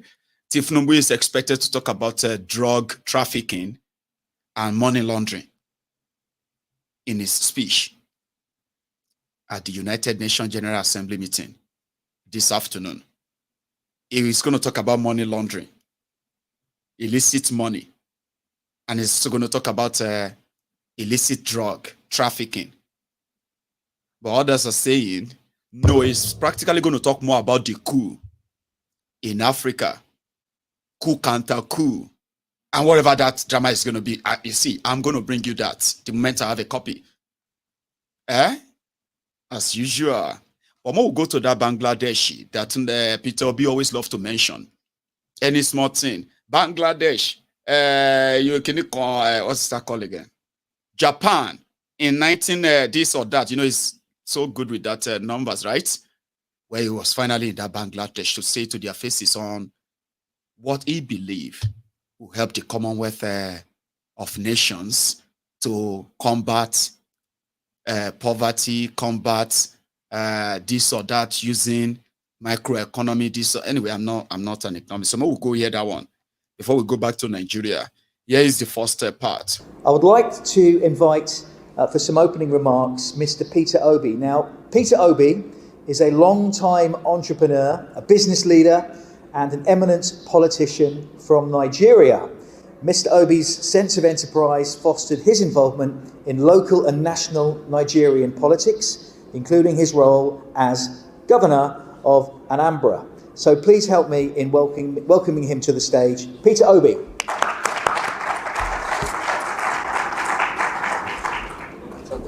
You're going to sit here for your speech, for your words. Well, I thought we were all panelists, but let me start by most sincerely thanking Prime Minister Hassania and the good people of Bangladesh for hosting us, and Lord Moreland and his team for organizing this workshop. We're here to discuss SMEs, and all of us knows that SMEs, like it's been mentioned by the President, today is the engine of growth in most countries of the world. Not just developing countries, but developed countries of the world. According to the last World Bank studies and survey, SMEs is about 90% of the businesses and creates over 50% of the job globally. In developing and emerging markets like Bangladesh, They contribute about 40% of the GDP. In Nigeria, it's a similar situation. Over 45% of the GDP. In places like China, they contribute over 60%, creating 7 out of every 10 jobs. In India, it's similar impact. So across the Commonwealth countries, you can say it's creating the same impact. Commonwealth country, as you know today, is the 56th nation of the Commonwealth, is about 2.5 billion in population, a third of the world, with over 1 billion young population and over 1 trillion in exports. However, the Commonwealth, if you look at the wealth of the Commonwealth, is about over 150 trillion, which you can say is about 10 times the size of the GDP of the Commonwealth, because the last time I looked at it, the Commonwealth GDP, total GDP is about 14.5 trillion. And over 30 times the total world export of about 5 trillion. What we are going to discuss today is the issue of how to formalization and internationalization of SMEs, which is critical for the Commonwealth as a family. By supporting, internationalizing, and formalizing the SMEs, would have created wealth across the entire world, because Commonwealth countries exist in almost 5 continents of the world. So by formalizing and internationalizing SMEs, you actually come across the entire world by ensuring the growth of this engine of development. But there's a problem within the SMEs, which I'm sure the panelists will be giving attention to.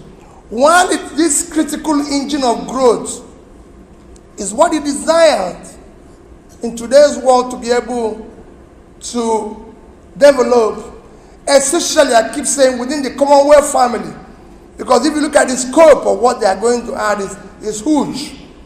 If you look at the global economy, while I said they are a third of the population of the world, but if you look at the world GDP, it's about 100 trillion, and you look at the GDP of the Commonwealth, it's 14.5 trillion, which means they're just about 15% of it. If you look at the per capita, the global per capita. One of our main resources is oil. We're the largest oil refinery in the world. So we buy oil from Nigeria and we refine them and we sell it back to Nigeria. Yeah. So you know that's basically what we do. So we are one of the largest oil refineries in the world. Right? Because we have no natural resources whatsoever. You know, if somebody tells us, you know, we even buy our water. We buy water from Malaysia. We buy crude water from Malaysia. We desalinate them, we purify it, and we sell it back to Malaysia. Don't judge us. We need to make some money somehow. So you know, all our cars have a lifespan of 10 years. After that, we either scrap it or we resell it. We sell it to places like Indonesia, Ghana, we sell it to Nigeria, and all this. So these are the people that will come and buy our 10-year car. What they do is they modify it. You drive on the left hand, right? Right, so but ours is on the right hand. So they purchase this 10-year car, right? with a lifespan of 10 years, they buy his car and they modify it and they sell it super expensive in your country. So that's how they make their money. Anyway, let's move to the next one. I should have used that video to tell you about Dangote refinery. They have started again, no? Because of this plan of their increasing the price of your cooking gas, the price of your petrol. They have started talking about Dangote refinery starting work in October again. But the difference is that this time around, Dangote is not saying he wants to bring petrol to all of you. Dangote is saying they are going to be able to refine diesel and gas. I don't understand what that means, but probably it didn't want you. I mean, he didn't want us.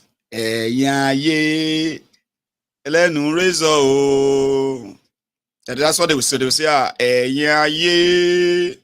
they didn't want us. To come back again and say, we not tell you. They can't add extra explanation to it. They said they are going to give them 350,000 barrels every day. So Dangote, it is either there is no refinery starting any work next month, talk less of refining any diesel or gas anywhere. Because inside that same crude oil, they said they are going to allocate to him 350,000 barrels of crude oil every day. So they will give you 350,000 crude oil every day. You can't give them diesel and gas. Kilowatt petrol. What about petrol? They didn't know we are not doing petrol. So you can't get diesel, get gas, control the rest away. You better come clean. Because everything about them is a lie.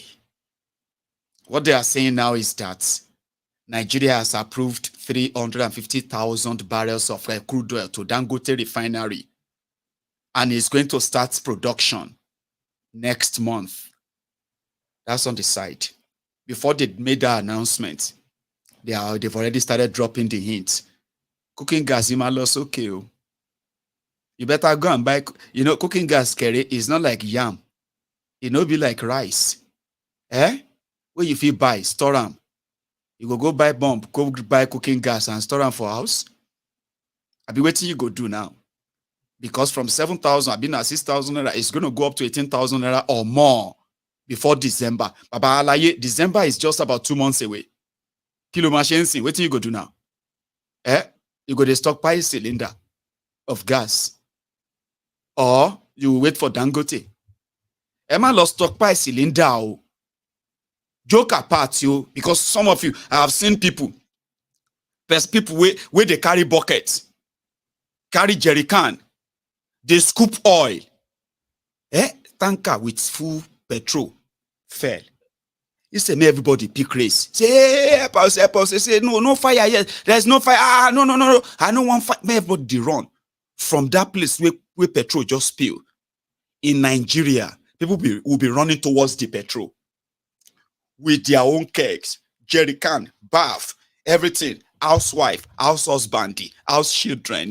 If you even see pastor, imam, everybody go there. This is hazardous. This is dangerous. That's what Yoruba will say. Oh, this whole area has been cordoned off. No, not in Nigeria. You go see policeman. Police go park car. They go park their truck there. Police go carry jerry can. Go carry one small other container. They scoop petrol. So somehow, if you're a politician, you will be like, people go, they blame us now. See people will be see that they wish themselves death sentence anyway. They say we are making life hard for them. Nigerians are dying.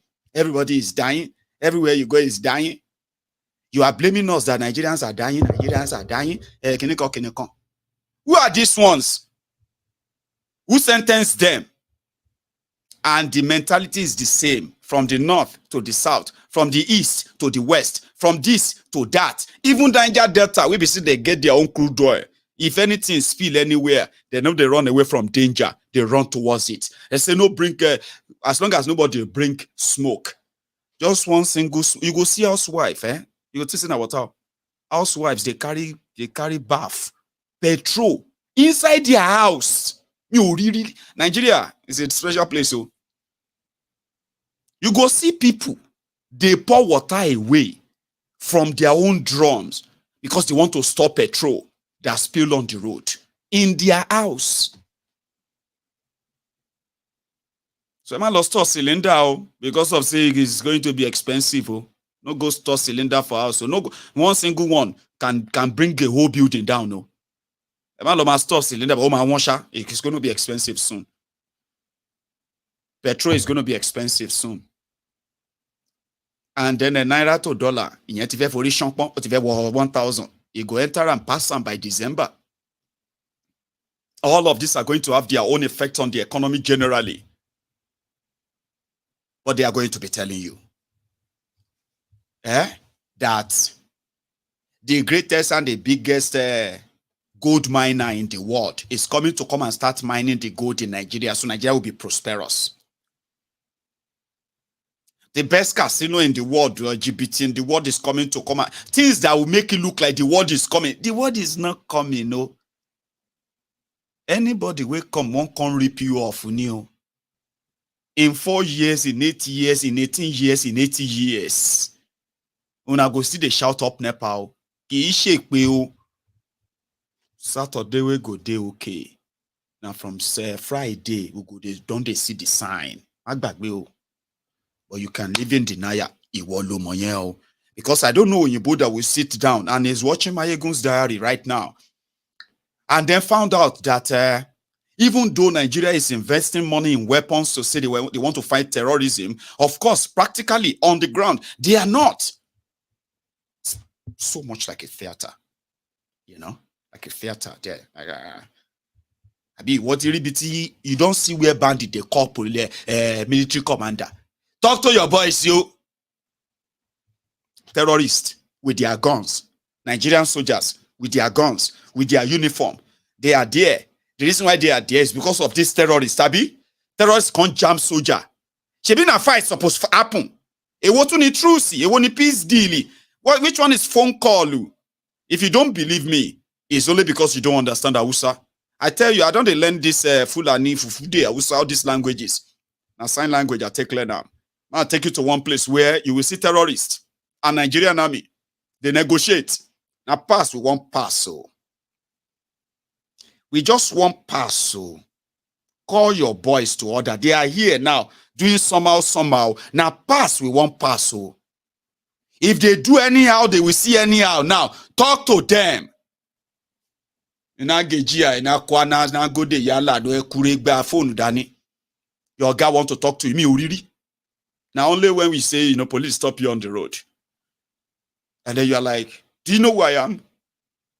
Police say, who are you? Come out of the car. They say, okay. Your guy want to talk to you. And then you give the phone. And then you start, yes, sir. Sure, sir. Sure, sir. Yes, sir. Yes, sir. Yeah, sure. Okay, sir. Sir. Yes, sir. Sure, sir.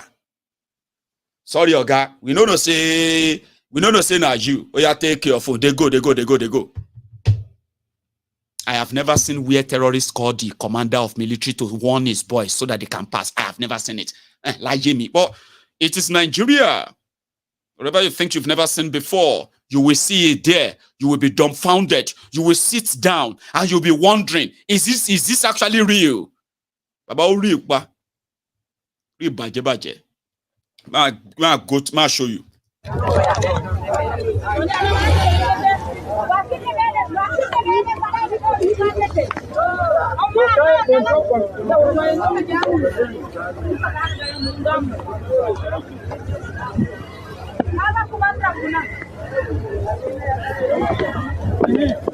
Hello Sunusi. Da Allah ina son kana ji. Ka biyo bakin hanya duka ka gaya ma mutane cewa da Allah ga Fulani nan za su zo su wuce ba ruwan kowa da su. An yi magana ne yanzu za su zo wucewa kawai za su. Ka gane abu bakin hanyar nan kar wanda ya ce wani abu ga su nan wucewa kawai za su yi. Da Allah abi ga su nan za su taho yanzu da Allah abi a gaya ma mutane. Sanusi. Sanusi.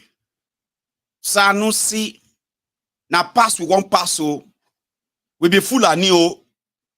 We be Fulani terrorists. We just want to pass so. Talk to your guys oh. And Sanusi told his boys, now go the Yesu, can you kosha, some. Yeah, make them mute go. Make them they go. Really? On my levels day oh. If you carry gun for southern Nigeria, if they catch you, finally. They know, I mean, who you want call? Talk less of all of us. No all of us can carry gun. More. But you know what what they told me about gun? You don't argue with somebody. We don't argue with a man carrying AK-47. You will be a fool to argue. So, person they hold gun, you they hold gun, revolutionary, you they hold gun like this. All of them can't be like 200. That is 200 guns. Or you can't enter like 400 guns. Nobody will send soldier to come and fight you. They go negotiate. Because you have your gun. In America, whenever they are coming to your house to bust you, they go do background check. Does that person have guns in his house? Is he a gun owner? Because if you get gun, you have the right to use it. So the terrorists, they've devised that means for a while. I'm just thinking like, you know, I'm a Yoruba man, right? I'm Otekun in Yoruba land. There are soldiers who are ready to go after the terrorists anytime. But Nigeria law says they cannot carry automatic rifles. They cannot carry AK-47. This is a security outfit established by law. Nobody, somebody just slept, woke up and said, oh yeah, I'm starting this. So no, there were processes that were so public. Amotekun to provide, they are supposed to be the forest rangers going after this armed terrorists. The terrorists are carrying AK-47, automatic rifles. And the federal government of Nigeria says, may them give condo to Amotekun. Sharing combine. Do you see that now? Inside the same Nigeria, terrorists who have the audacity to see soldiers and not run. Terrorists who have killed thousands of Nigerian soldiers to prove their point. Baba, they will see soldiers, they will run. Then a security outfit from a region that has come under different of their violent attacks too, where our people have been kidnapped, chased away from their farms. The federal government of Nigeria under Issa Malamu. You remember? No, sorry, not Issa Malamu. Abubakar Malamu. Malamu is the former Attorney General of Nigeria. You can say Attorney General if you don't understand Yoruba, but it's Attorney General of Nigeria. Abubakar Malamu said Amotekun cannot carry gun. Now condom then give them. So you go come see all these terrorists. You go come carry kodo and say you be who? Ogundi Jiabi, which one? You can't run. You could go and put condo on the head of a terrorist, Baba.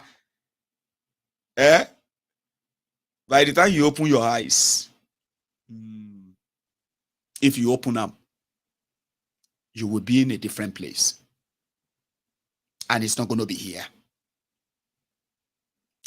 Yet, the danger exists, the solution exists, but there is a clog in the wheel of that idea, and that is what Nigeria represents. And you see that if they enter your village, if you don't want me to destroy everything, let them pass. Where are they going? They are on their way to another place to go and destroy and kill people. And once they are done, they go back into their base. And the military, we no one wahala, just let them go. You know, say you get family for house.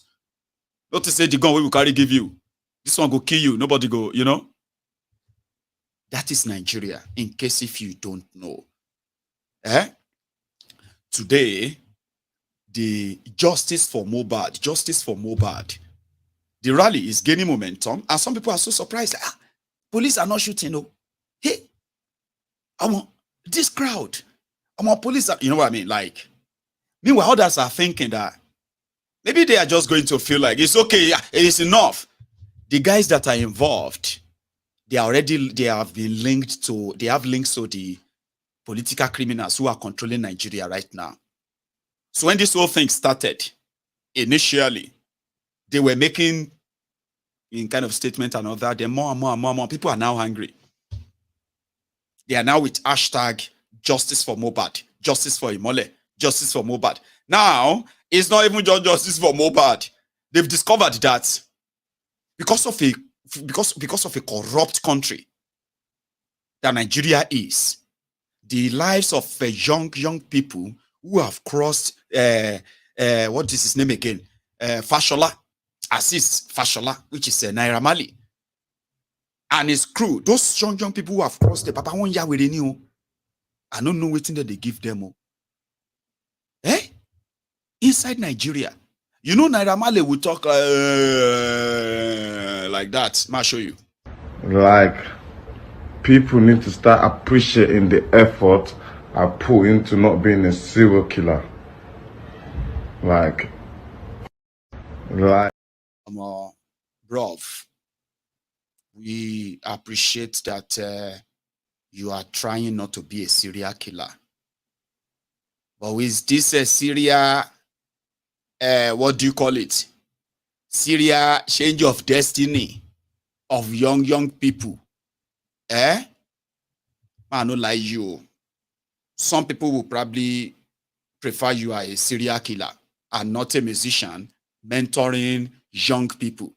I can't see image, videos of some of those kids who have been through the Amalian this or that, drug peddling, drug pushing, drug using. Ha! So a lot of things are now kind of popping up to the point that majority of those who passed through him, they ended up having to, I don't know if you have noticed, they seems to be talking the same way. Before they join him, they will look normal. Then after joining him, and then this whole thing that is popping out, about everybody wants sort of be any tool kind of eye on drug or has mental problem. And I am like, what kind of drug are they giving to them? How did that even last that long? In that, such a system, how did they manage to bully that young man to death? What about those ones whose lives have completely been altered? What about the system that kept enabling him and indeed helping him to further frustrate and assault these young people? A lot of you today will probably, a lot of you don't understand how deep this is. But you would at some point. But you know, the typical Nigerians, they are reacting. I don't know, they want the police to arrest them. Okay?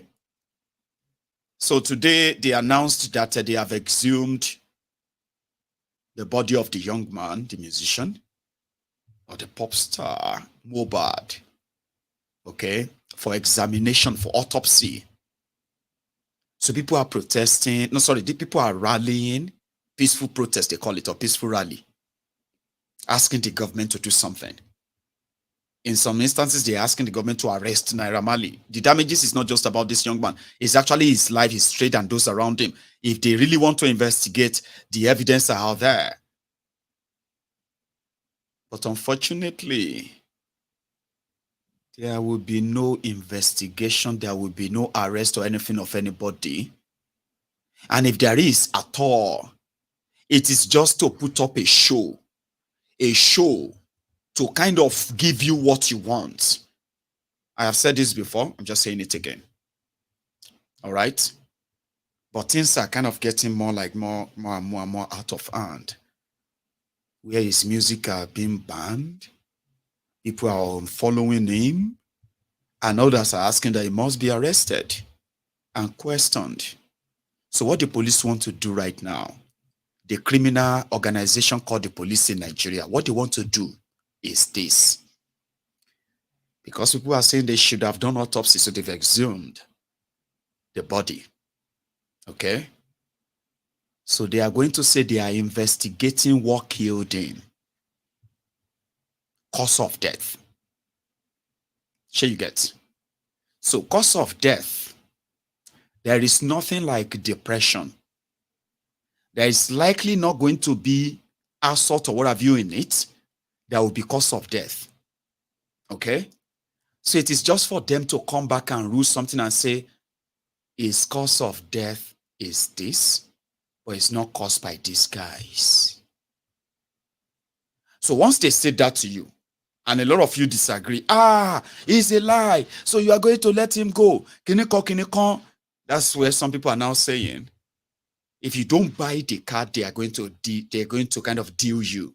If you don't buy it, you see this whole rally may turn to something else right before our very eyes in the coming days. But because it is Nigeria, where it is so corrupt, and cover up things like this are common. And they said, where you will know this, where you will know that there is not going to be any justice anywhere. They will define what that justice is. Okay?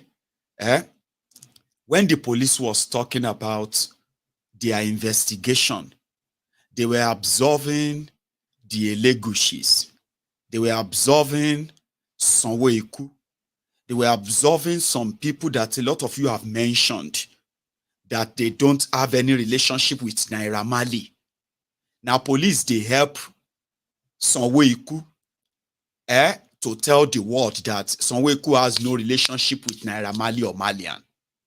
Therefore, they know that they believe that the trajectory of your demand is going to lead to you asking them to arrest Naira Marley. They are going to show to you that there is no justifiable cause to arresting him. Because even if they say that he's assaulted or what have you, that does not warrant that he killed him. You will disagree with that. And just like a twist, they're going to blame you that a lot of you are protesting because you are obedient. Write this down. Write it down right now. What I'm telling you right now, write it down. Okay? You are demanding for justice. You are organizing peaceful protests. And people are commenting already. It has not started to turn to Igbo versus Yoruba fight yet. But it is going to turn to Igbo versus Yoruba fight yet. A lot of you are going to look back and ask yourselves, but this wasn't how the whole thing started. Now, why is this whole thing now like this? As I am saying this to you, write it down or just write it in your head there. Remember, you heard it here first. Okay? I have seen the crowd. These criminals don't like crowd. The crowd that they are not the ones that are they are not the ones sponsoring. Okay? Any protest, any gathering that is not them sponsoring it, they don't feel comfortable. And the more you continue to call those rallies and all that, they will say you are blackmailing them. You are forcing them to do their job. They won't arrest him. And the more you do rallies, right before your very eyes, DSS will come out and say they have received a report that some people want to hijack your rally. And then they are not going to let that happen. The police will come out and say you must stop all the rallies because some people are coming to hijack it. So if anybody now goes anywhere to say justice for Mohbad, as you are all moving around, you may hear a breaking news. Police don't kill one person. Why? They said the protest is illegal.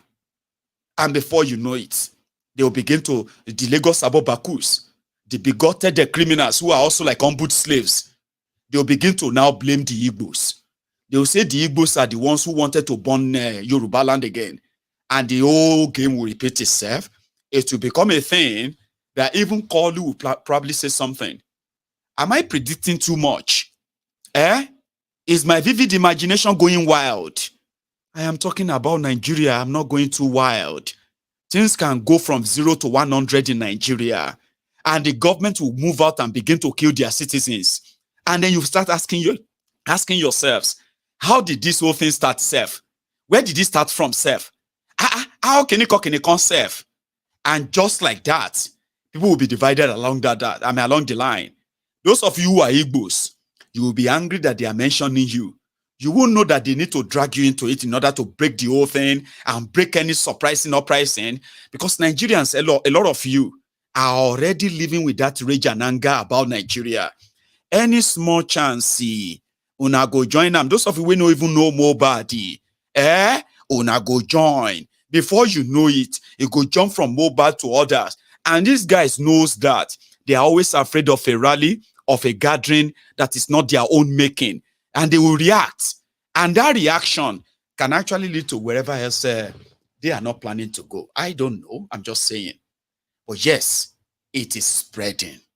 Except for those who are living in denial. I'll show you some. In Akure, they did a night, they did a sort of a night rally, which also led to a kind of a candlelight. Okay. But here, the deputy governor of Lagos State, I'm going to show you that. But before that, take a look at this.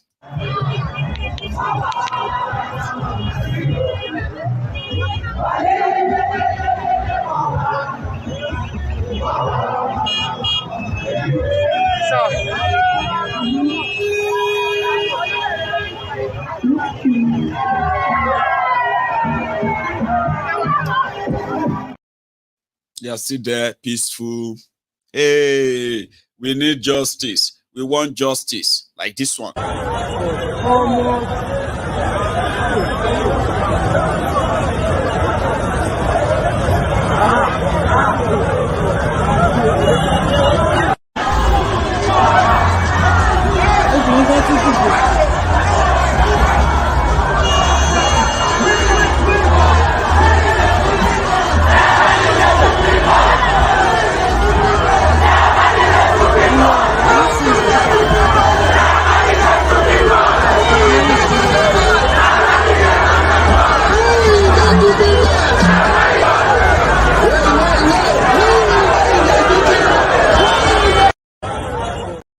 You get that? And like I said, they also had the candlelight.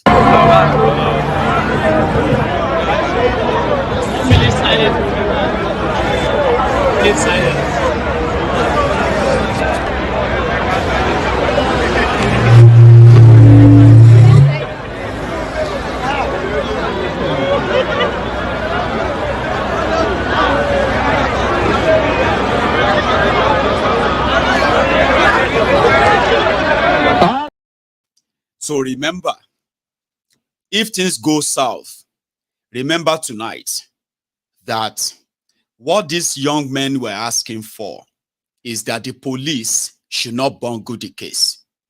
Okay? They should not destroy the case. They should do a real investigation. And in their investigation, they will unravel a lot. They want the perpetrators punished. And the police is going to begin to take it personal soon, because they will feel like you are pressuring them. You are telling them what to do. And as typical Nigerian criminals that they are, what they know how to do best in that situation is to escalate it. And they begin to point fingers.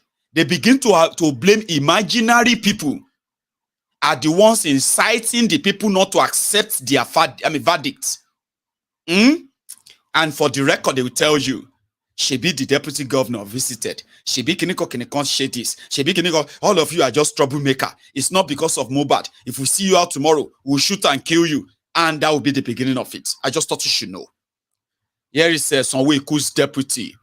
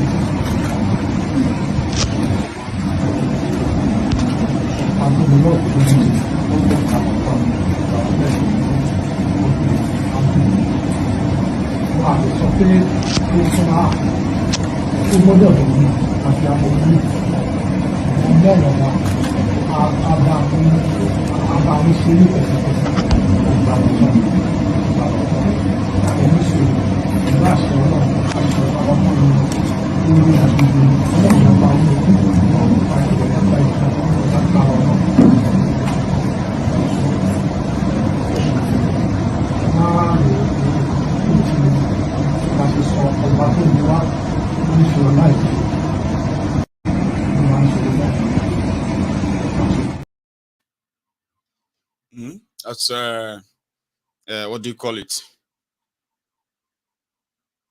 Zat, I think that's his name. Sorry, I mean, he was there assuring the mother that they will do everything within their power to bring justice to her son. But the question is, what is justice? What would be justice? What would you consider just for this tragedy? Time will tell. Okay? And just remember, I am always so willing that when I predict these criminals of what they are going to do, I always hope, you know, in my own inner mind that they kind of prove me wrong. Here is the advantage of them proving me wrong. Okay? It simply means they have done the right thing. I am always putting my bet on they will never do the right thing. Even when they pretend to be doing the right thing, they will still do it so wrongly, and they will never take responsibility. So my bet is always on that. And whenever they fail to do something right, people die. Do you understand what I mean? Every time your government fails to do things right, people die. Unfortunately, Nigeria is where you don't have any record. People die, they just die. I'm alone. Let's move on. But people can't connect how government kills them through their own policies. So when I say they won't do right thing, you don't need to feel offended. You should be pushing them to do that right thing, because I know they will do it wrong. They will do wrong thing. They are always there to do the wrong thing because that's exactly the career they have. Or you see, but when they do it right, they save lives. They hardly, barely. I begin to believe I enter Nigeria now. I won't go Ijebu. Or I won't go Ibadan. I won't go Lagos from Ijebu. Passing through Talking, going to Lagos, and I'm driving on this kind of a road.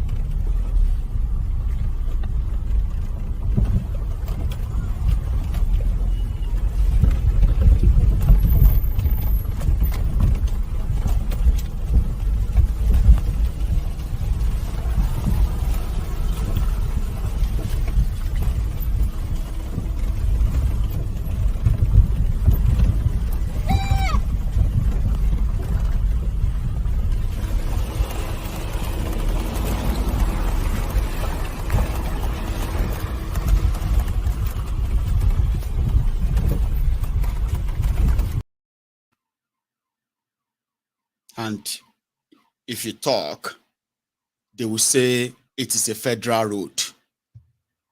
Say Ijebu people where they live for that axis, are they federal people? Are they?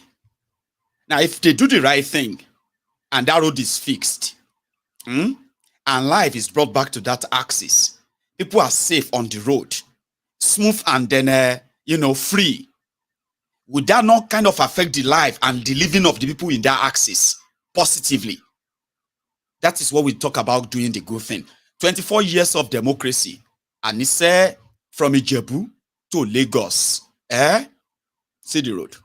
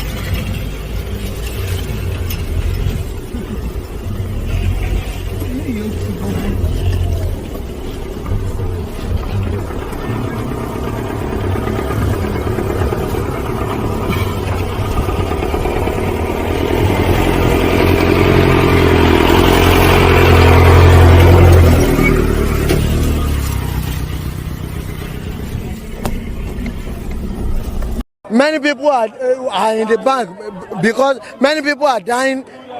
Everything are doing. Pressure ti wà. Mbazo Yoruba. Gbogbo.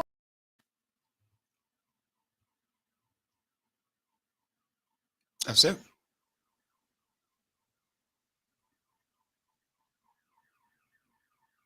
Sad but true. When it comes to development, now then you go know whether you are a federal citizen living in Ijebu or a state citizen living in Egba. So who are you going to run to? Federal, Abi state? You have no idea. But whenever there is an election, it no matter where your town is or village, it doesn't matter. A ballot box will find its way to your village. Even make you no get road, no nothing. A ballot box will find its way to your village. When it comes to development, you either go to state, go to local, or when you go to local government, they will tell you to go to state. When you go to state, they will tell you to go to federal. When you go to the federal, they will say your state is irresponsible. Go to local government. That's when you will give up and say, well, if I die, make you no cry for me. Ejen see me, ejo ejen me. That green here. If I die, make you no cry for me. Ejen see me, let me rest. Ejen me, let me breathe. No, person will die. No, we need that green. Rest in peace to him as well. It was our own Barack O'Green at the time. I was younger. I mean, I was like you. So when I see all of you who are kind of feeling so terrible, so terribly bad for Mohbad, I think it's easier for me to understand. When Nigeria Shege shows you and you have no direction of who to run to, now you go relax and just wait for your own time to die. Because that's pretty much what majority of people are. When you ask them, we don't even know what to do. They will not do it. We have written letters. We have protested. They will just not do it. We don't know who else to turn to. That's why majority of them have to turn to God. It is sad. And all of these are contributing to the mental health problem that 70% of Nigerians are suffering. There is actually a report. That report said over 80% of Nigerians get mental problem. They're mad. Emio, for those, if you see, for those Nigerians who are in Nigeria, yeah, I'm not mad in Jesus' name. Maiyegun, are you mad? I'm not mad in Jesus' name. I will not be mad. You see, those are the symptoms. So, kilo to self-diagnose. All right, you don't have to self-diagnose. Now, your Ministry of Health released the statement. They say 80% of you get shoko, you dey mad, but you still dey wear clothes. Una never enter market. The situation around you right now, you know, rich me person mad, even if na small mad. Small madness. You will see people who will tell you, Maiyegun, you are the one that is mad. I'm not mad in Jesus' name.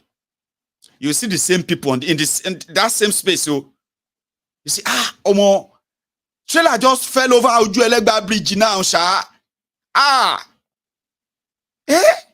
One guy, I saw one guy, by the way, this one is true story. This one is true story, okay? It actually happened yesterday in Lagos.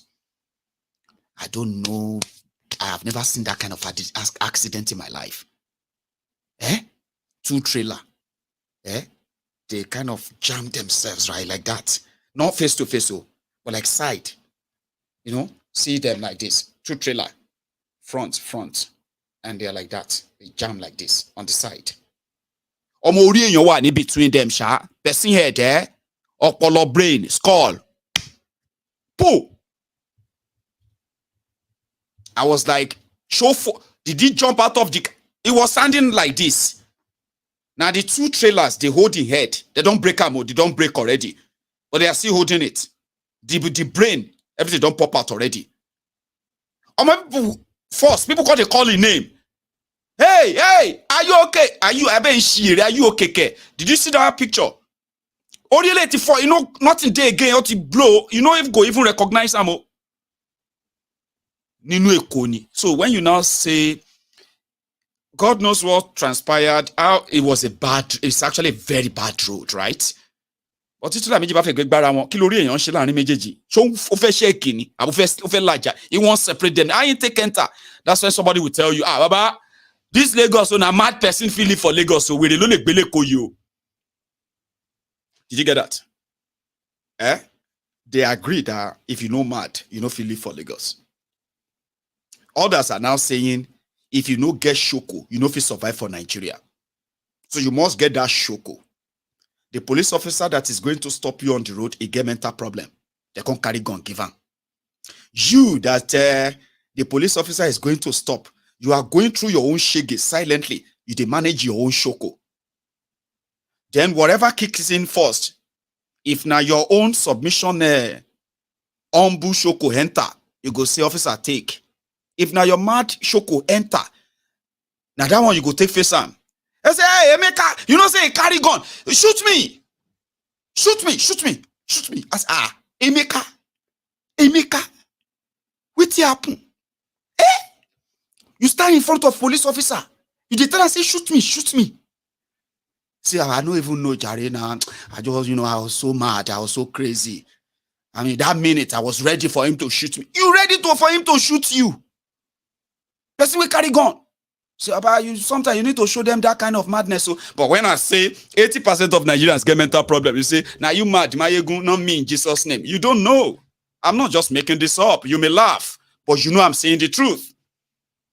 You say, if you want to survive for this Nigeria, you must get madness. So I say, Papa, you the mad, Sha? You say, I'm not mad in Jesus' name. Come on. You de manage your madness in it. Here you get. Nigeria go make you mad. Normal. Well, man, I don't go too far. I'll take course. Let me take 1 or 2 course, okay? But I'm going to go make myself a cup of tea first, all right? So a country ruled by criminals, you shouldn't expect anything great to come out of it. Because this is their career. The more they take from the system, the more they deny the rest of the population. And if they don't invest in that system, no amount of international trip, pictures, this or that will actually change that. If you don't believe, well, you live through Bukwari's time. You will believe in time. I'll go make a tea. I'll go make a cup of tea. So if you want to be part of this, first, you need to like this broadcast, okay? You need to like it. You need to share it. Subscribe to my channel, which is the great thing to do. If you are somebody who just don't like stress, I'll handle the stress for you, okay? Subscribe. Come on here every evening, right? And let out, you know what I mean? I'm going to go make myself a cup of tea. I'll be back. And we are competing with armed robbers and the bandits to recruit from the youths who are unemployed. 33% unemployed.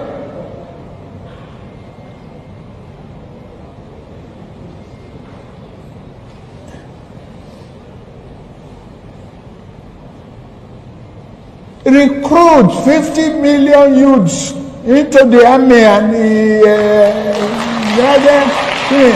Take away from their recruitment source. What they will eat?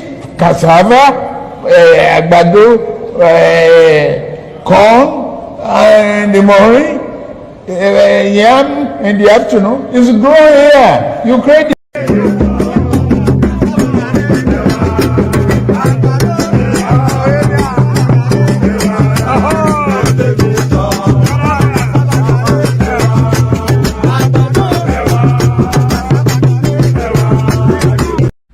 Continue. 70 years old man.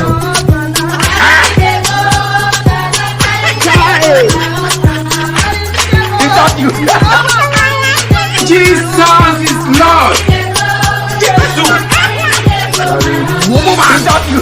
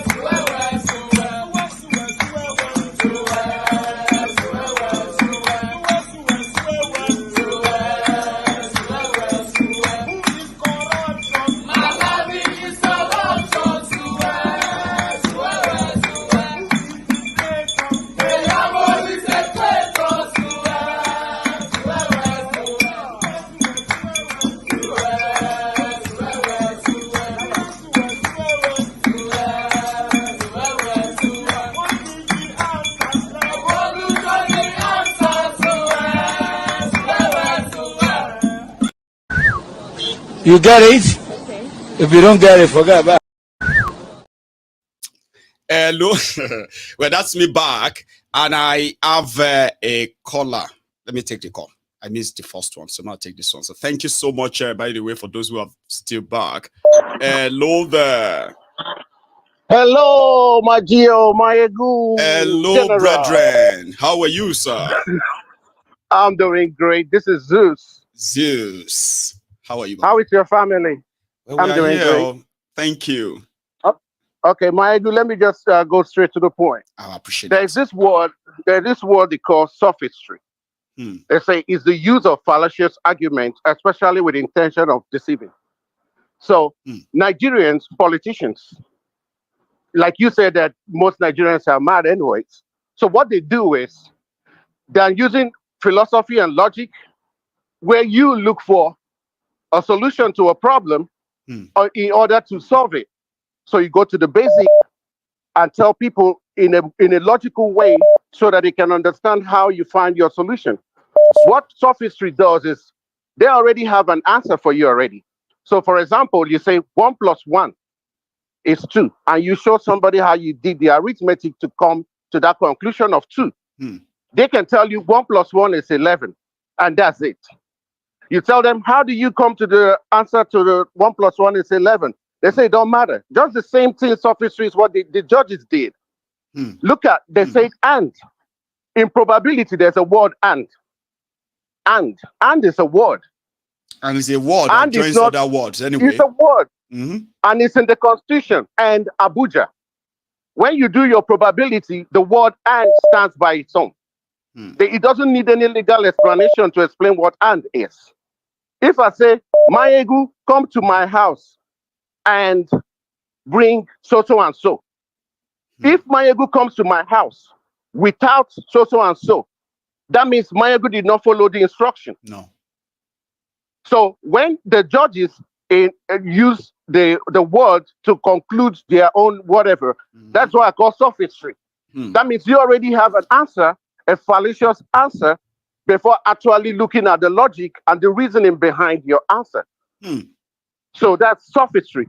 And that is what that your Ngalan is doing. He brings words out first. Just words. Without looking at, fallacious lies. Without looking, okay, how did you come to the saying that Nigeria now is okay for Nigerians to go to Dubai? You did not look at any reasoning, no solution, no facts. You just use fallacious manipulation on the people. Nigerians should start thinking about how to use logic and reasoning. Stop thinking about the tribal lines, religious lines. When somebody is telling you something, for example, somebody is saying, okay, Tinubu, can you make Tinubu the role model of your child? That's a simple logical question. Straightforward question. If you're raising a child now, can you tell that child, your president is Bola Tinubu, and that's your president, and I want you to be the president and that Tinubu be his role model? Can you, in your own rational mind, to raise your child to become Tinubu? That's a question every Nigerian should ask themselves. If you cannot raise your child to become like Tinubu, then why will you accept Tinubu to be the front line, the head of Nigeria? It does not make any sense. Thank you so much. Maiyegun, that's the only thing I want to drop in there. They're using sophistry or not, yo. Well, they're bringing up fallacious lies without any logical argument to back it up. Thank you so much. I appreciate you. Thanks so much, Zeus. You stay safe, bro. Right? Have a good one, sir. That says Zeus there. And sure, I have another caller here. Hello.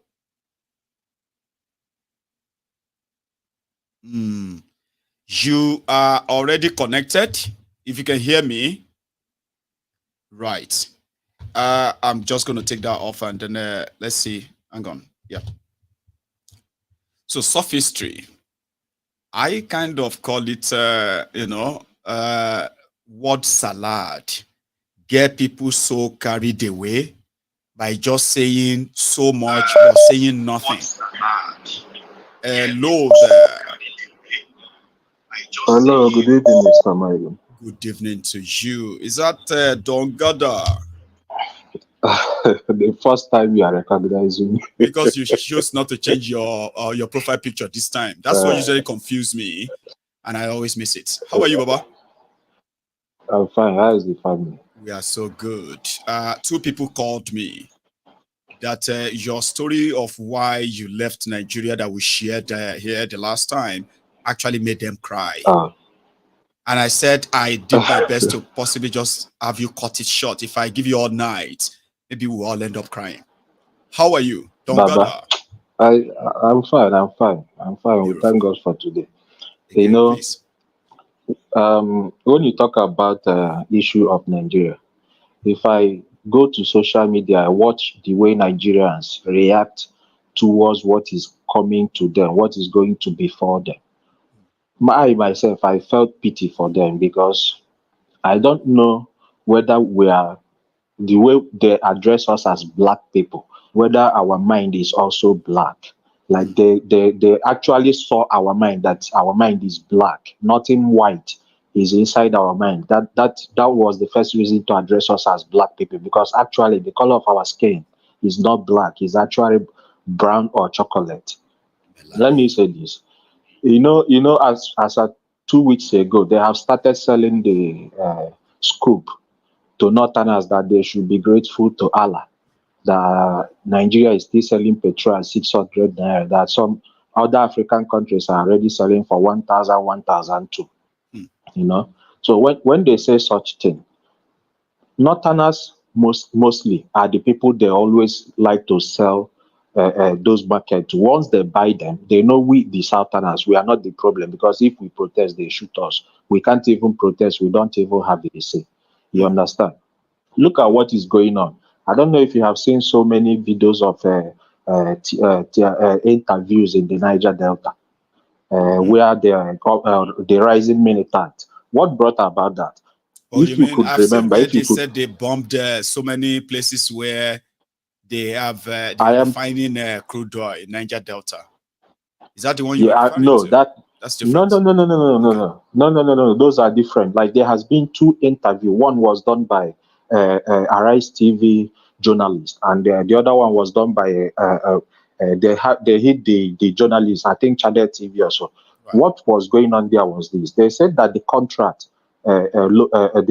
given to Tompolo or whatever has expired. Yes. That if they are not going to consult them or give them that contract this time around, they will start bombing I pipeline. I heard that, but I didn't see that video yet, the interview. But I've heard them say if they don't renew the contract. Meanwhile, a lot of people don't want Tompolo to continue with the contract. Go on. Exactly. I have seen too. Now let me tell you how come about that. Asari Dokubo was shouting with Nnamdi Kanu behind the scene because he knew that they have called Nnamdi Kanu for a negotiation so many times. That was what he was looking for. So when he found out that nobody was calling him, he was not getting the attention of federal government or whosoever, he has to go another direction after giving Tompolo that contract. Now, he gave his life to support Tinubu because that was what he's looking for. Now they have won the election. He has to fight for his pocket because I can't see how those journalists were able to make their way to those people.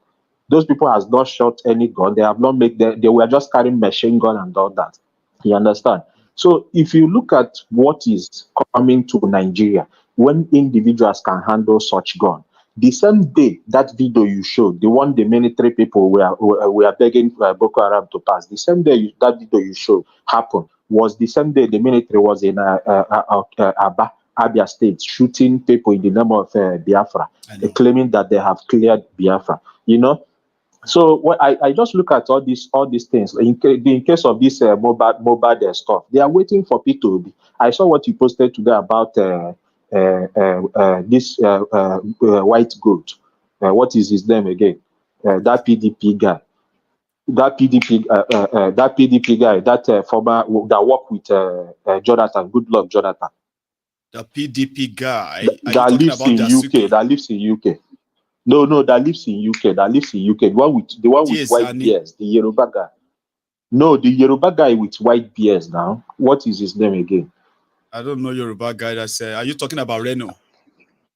rain or mockery that says that if it was during an election. That's why you confused it too. You said that Yoruba guy. Oh, that work with he's Jonathan. not Yoruba guy. Reno or mockery. I thought he's a Yoruba guy. All these words have been taking him for a Yoruba guy. That's why you confuse me now. I'm sorry about that. No, it's all right. Go on anyway, but it's not Yoruba. I mean, you see, a lot of people are laughing in the comment section like, how could you? Like, you didn't even say, you didn't look for anything. Yoruba Reno. Anyway, I think it's from, what do you call it? It's from Delta, I think. All right, but not too sure. Just like Femi Funny Coyote, nobody is really care where they come from. But go on, don't get that. So this is exactly the target. They wanted P2B to surface in that matter. If you watch every scenario that has been going on, there has never been governors, presidency, or whatever that made mention of that case. Even with the way the youth are rising against it, celebrities and all that, because they want P2B to get involved so that they will target. That is an obedient movement, and they are waiting for any protest. Don't gather. You are referring to what Reno Mokri said that Peter Obi hasn't visited Mohbad. He wanted him to say something about it. So they can, I just mentioned something like that too. Like this whole thing is scripted now, and if people begin to pressure the police, they will turn it around and turn it to Igbo versus Yoruba soon. And you just mentioned it that well, it could be a bait for Obi to say something about Mohbad that none of these criminals have actually said anything about, including those who have relationship with Naira Marley and all these guys, Abi. So that could be a trip. Exactly. Is that what you're referring to? Exactly. Of course, yes. If you wake up tomorrow and hear that there is a protest about Mohbad in Enugu or somewhere in Anambra, that is when you will start hearing of Nigeria police shooting at protesters. Now it is not going any far because it's only in the southwest. You understand? So that is my contribution tonight. Thank you. All your suggestions, all your gestures are just pure. You understand? I've been behind the scene watching. Thank you for the time. Don't got that as always. Yeah, I appreciate that. Okay. And then to this God Francis, I won't call your second name because I don't know if you really wanted to be mentioned. Francis just gave me a token, which is greatly appreciated in my PayPal. I've seen it all, and thank you. That's very kind of you. Now let's go on. Let's get another one. We would soon wrap this up because we only have like half an hour to go. Hello there. Hello. Well done. Maiyegun, thank you so much. And well done. You know, all these things that is happening in Nigeria, you said it several times, and it's happening. The president, what do they expect? What do we expect in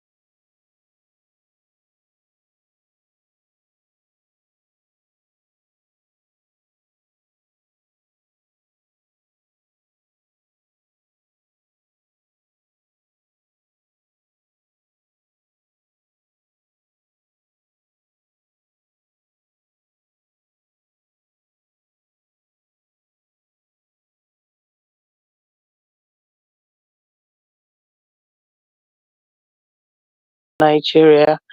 They should know that when you put someone, they voted for the man, though they didn't vote for him anyway, but it's not whether we like it or not, it's not the president of Nigeria. Yes.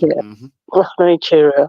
So and whatever it does affects all of us, whether we like it, whether we like it or not. That is just the bitter truth, you know. And now what is going on now? About Mohbad.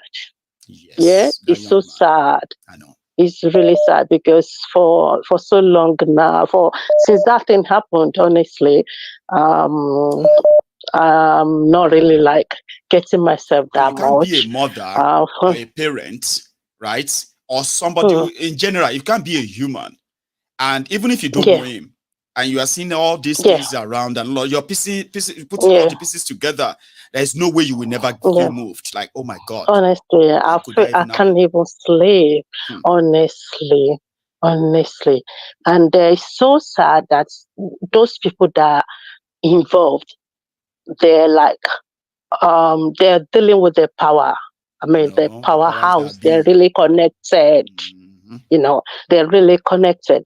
All these things that is happening in Nigeria now, that they're saying the government, they're like, oh, they're going to do this and that. They're just saying it. Nobody can get justice in Nigeria. Honestly, unfortunately, nobody can get justice. It's like, okay, now apparently they've stopped then the walk or what they want to do tomorrow in Lagos. They already said they shouldn't do that one. You understand that people are trying to protest or the walk, peaceful walk. Yeah, exactly. When I read that thing, when I read it, they started the walk other places, but for Lagos, they said they shouldn't do that one. You know, for Lagos, and you know them, they always protect that Lagos, and they said they're going to hijack it. Exactly. You know, so they are just counting days to see who to blame before they will promote it. Honestly, and they will unleash their thoughts out there, and they will use that as an excuse to say, "Oh, we know they have hijacked it," and like because you know, again they go through that. Yeah, it's like what the last caller just said now about Obi movement. Like, oh, they will say Obi is like Obi people or something like that, because they believe is the youth are in support of Obi. You know, so now is the youth majorly who are protesting now. Those people that you see outside are young people. You know, so definitely if they might connect that thing together, especially if Obi make any comments about this particular thing. Honestly, the guy, they will hold on to it.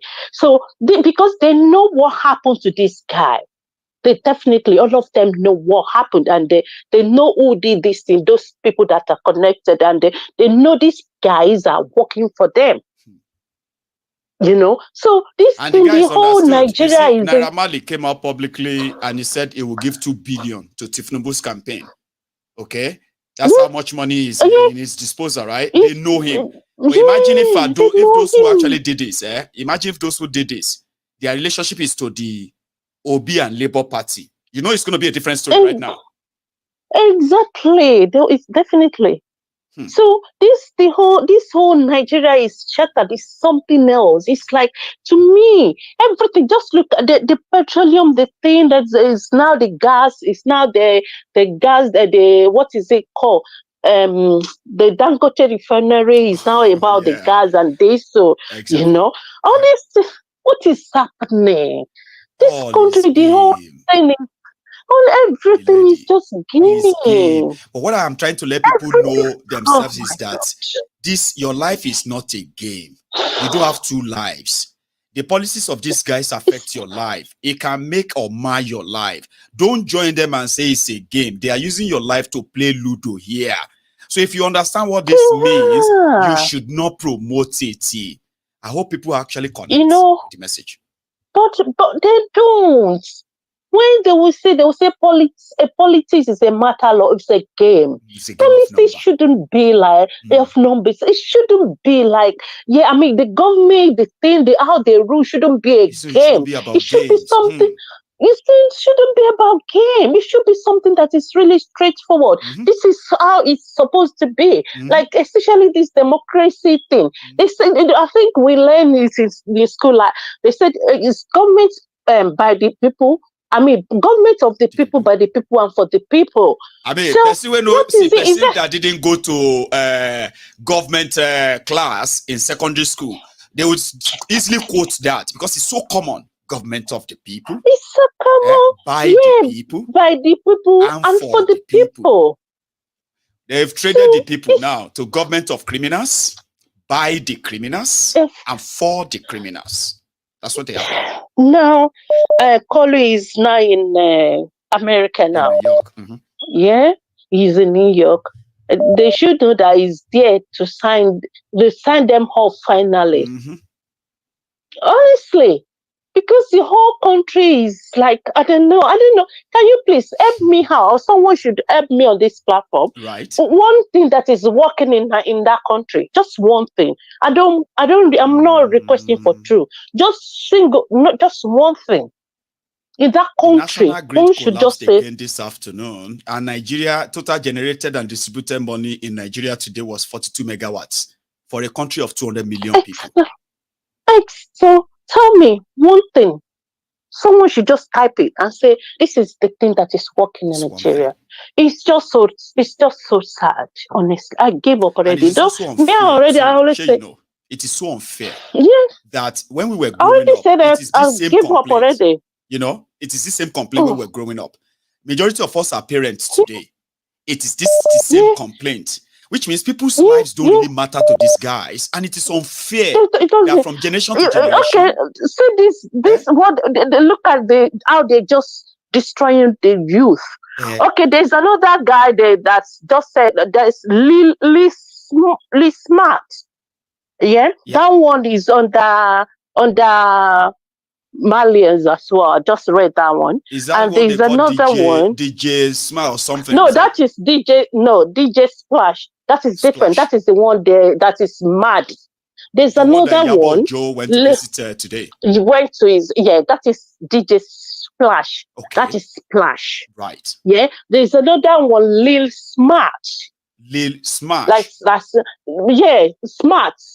Is he also that one is a musician or a DJ too? As well, a musician.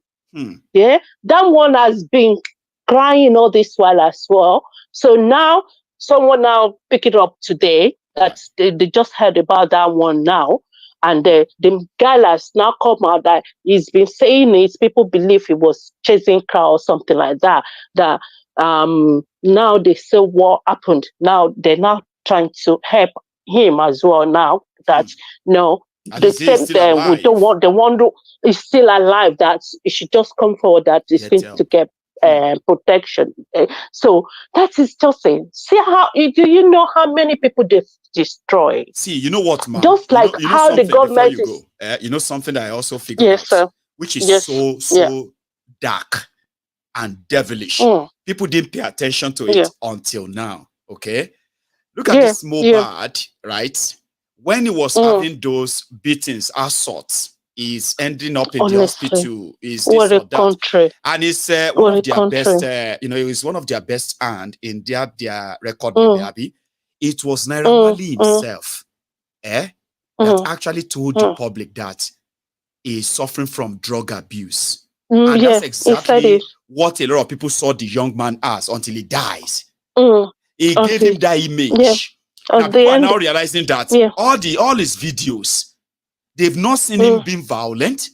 They've never seen him holding a smoke or using a drug. It's always this calm dominion of this young man. How did Naira Marley convince millions of them that he's abusing drug, so he doesn't need any help, even when he's crying for help? And you know what? How did what happened? All these guys' music, he said it, but people don't listen to the lyrics. They just listen to the song, they what is it called? Just dance. People don't listen to that the lyrics. Because it's now that people are now listening to the lyrics like, oh, so he's been saying this, he said this, he said it, oh, this and that. Now they now realize. You don't have to hurt me before you win. You don't have to kill me before you sing. Those are his lines. Exactly. And then he's been saying like, oh, he knows that when he's gone now, he's going to love, people will love him more, or they will now love him after he's already lying there on the floor, when he's already dead, when he's already lying down on the floor, when he's lifeless or something like that. He's been saying all those things. Thank you so much, ma'am. Because I didn't really know this guy. Sorry, honestly, before until now. No, I didn't really know, even more bad, I didn't really know him until... See, I was singing, I thought it was Naira Marley that sang. Exactly, Naira Marley that sang, KBK, honestly. OPG, yeah, I don't know. I thought it was Naira Marley. Until he died, I was like, oh, really? Exactly. It's deep. All right. Thank you so much. Thank you so much. Mm-hmm. Thank you. Have a good, blessed night. And you too. My regards to the family. Thank you, Papa. Thank you so much. Yes, ma'am. So yeah, we had to go out in that regard. But yeah, another caller, and that would be this person would be my last caller tonight. Okay, so here we go. Hello there. Hello, sir, Mr. Maiyegun. How are you, sir? Agbede ni o, agbede gangan ni o, agbede Ogun, agbede Ogun ni, agbede Ogun, yes, agbede ni, Dr. Agbede. How are you, sir? How are you, sir? Yes, sir. Yeah, in fact, you really do a good job, Maiyegun. Please keep it up. So let's start with Mohbad. Yeah. Now, let us pray to God that for the very first time, Mohbad will get justice. Justice. Because that's exactly what is right. Amen. Because, Maiyegun, because of the fact that no one has ever get justice in Nigeria.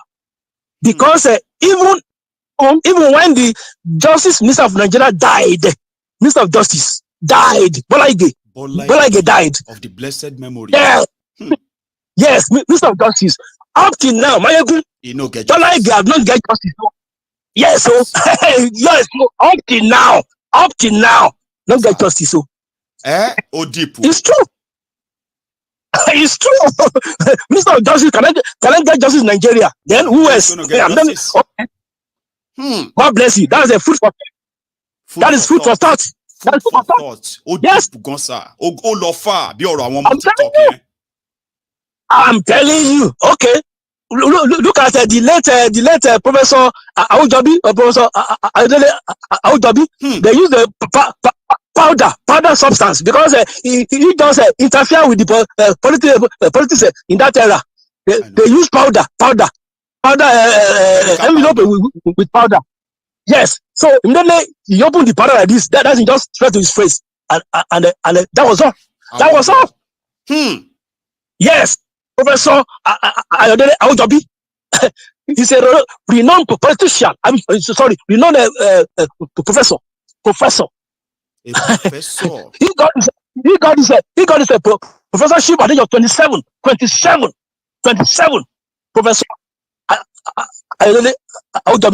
Awujobi.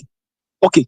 Now you mentioned again that is a people's lives matter to who? To politicians. You mentioned it just now. I know. No life matter to them, unfortunately, sir. Okay. Let me give just an instance. Right. During the APC, primary. Yes, sir. They use innocent blood. Our church massacre. A newly wedded couple that wedded on Saturday and the day after Sunday with all their guests, everything for them to go and do Thanksgiving. They use them for ritual. Go we punish them. Amen Yes. to that. That's our massacre. Innocent blood was shed. Sir, Abi is confirmed from therein that they use them that was a terrorist attack. Oh. Unfortunately, nobody's they use that as a common flag. I'm against here. More agree, sir. More agree. Me, keep leading on, sir. I'm following you. One share to attack you. Yes, sir. Yes, but Maiyegun. Yes, correct. Our church massacre. I'm telling almost you. Later on, therein donating over 80 people money. Correct. God bless you. Innocent people. A newly wedded couple. Those are wedding Saturday and a day after going to Thanksgiving with people that Jesus Christ. Just for them to get the nod for the APC primary. I'm telling you. So we can say it was then Abi. I'm talking you should ask them. I wanted to say if it didn't work, Kolu won't be in America as the president of Nigeria now, okay, Abi? That means it worked. God bless you. Amen. And Kolu also. Okay. The bottom line is the Nigerian populace are fools. They are idiotic fools. Don't they see that? Don't they see that I have already move on because of the fact that I indeed won the election. They will continue to be yelling and crying like that, and in their faces, I will indeed finish my first and second time as the president of Nigeria. Are you quoting from that your last message? That you remember that message you delivered that time, which also said that they are also crying and yelling. They will be yelling and crying, including that Maiyegun, that small boy. He will be yelling and he will be crying. Are you taking a quote from that one, or this is a new one?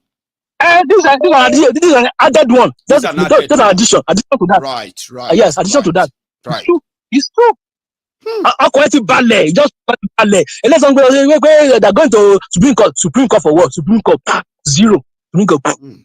Obi article. They're just wasting their money and we're going to your Supreme Court. I'm telling you, Supreme Court, best of the same feather, flock together. Oh, I want to take that your first one where you said hopefully Mohbad will get justice. Maybe you just wanted us to feel like maybe for the very first time, yes, sir, in history, because when a whole Minister of Justice of Nigeria, cannot get justice. I don't know. Okay, maybe for the first time. God bless you.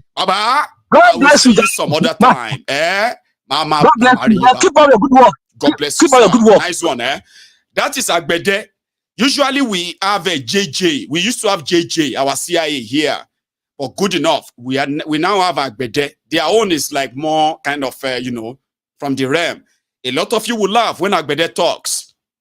But if you pay attention very well, the message is pretty much buried within. And I hope you get it.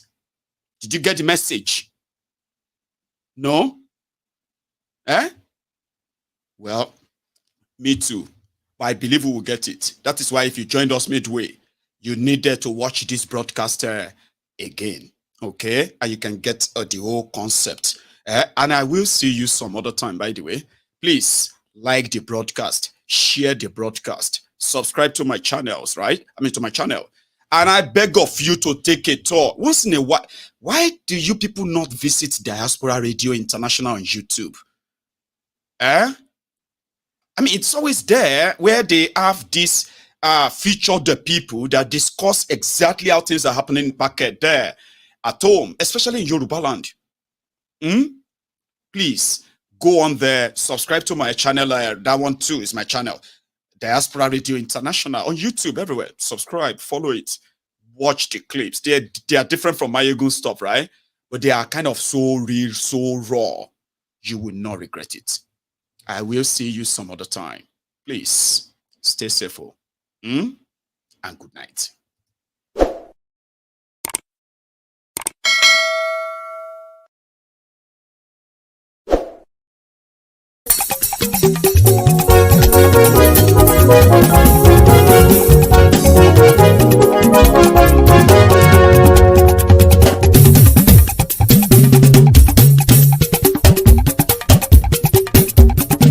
Maiyegun làwa mọ̀ tó dòdòdò. Maiyegun Diary.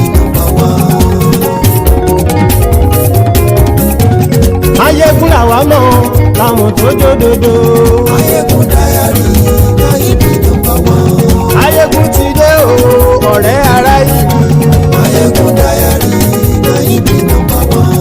Lórí Facebook lórí YouTube. Maiyegun Diary na ibi number one. Gbogbo bó ṣe ń lọ ni Maiyegun já wa sí. Maiyegun Diary na ibi number one. Àṣírí ọ̀jẹ̀lú kì í bò níbẹ̀ o. Maiyegun Diary na ibi number one. Bó bá ṣe eré àní Maiyegun máa wí.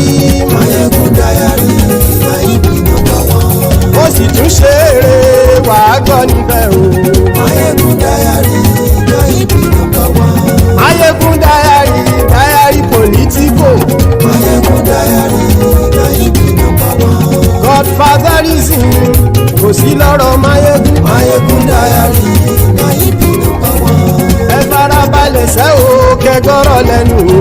Maiyegun Diary na ibi number one. Àní Maiyegun làwa mọ̀ tó dòdòdò. Maiyegun Diary na ibi number one.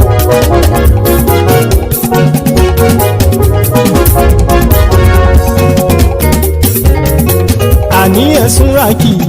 Maiyegun ti dé. Maiyegun ti dé. Ọ̀jẹ̀lú ẹ̀sùn rákì. Maiyegun ti dé. Àní ẹ̀sùn rákì. Maiyegun ti dé. Lórí Facebook. Maiyegun ti dé. Àní ẹ̀sùn rákì. Maiyegun ti dé. Lórí YouTube.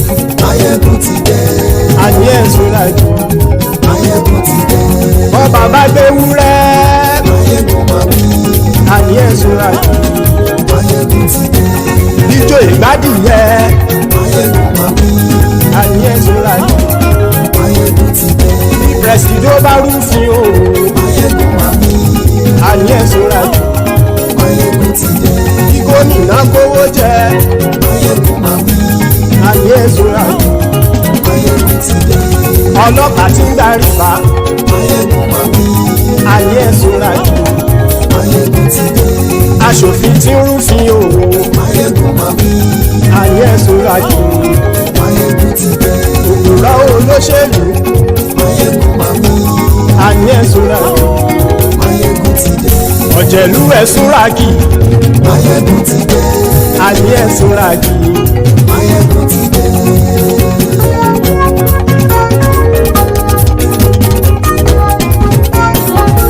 Maiyegun ti dé. Gbogbo ọ̀jẹ̀lú ẹ̀sùn rákì. Maiyegun ti dé. Gbogbo ọ̀jẹ̀lú ẹ̀sùn rákì. Ṣùgbọ́n ní bá ti ṣe èyí tó yẹ kí wọ́n ṣe, ọmọ bá dèrò ní fi wọ́n níran o. Maiyegun ti dé. Gbogbo ọ̀jẹ̀lú ẹ̀sùn rákì. Maiyegun ti dé. Gbogbo ọ̀jẹ̀lú ẹ̀sùn rákì. Ṣùgbọ́n ní bá ti ṣe èyí tó yẹ kí wọ́n ṣe, ọmọ bá dèrò ní fi wọ́n níran. Wọ́n fowó bẹ́ẹ̀ o. Maiyegun ó sọ pé wọ́n ò fẹ́ bẹ̀.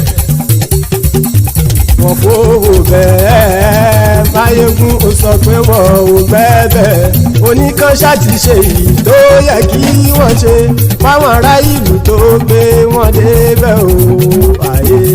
Maiyegun ti dé. Gbogbo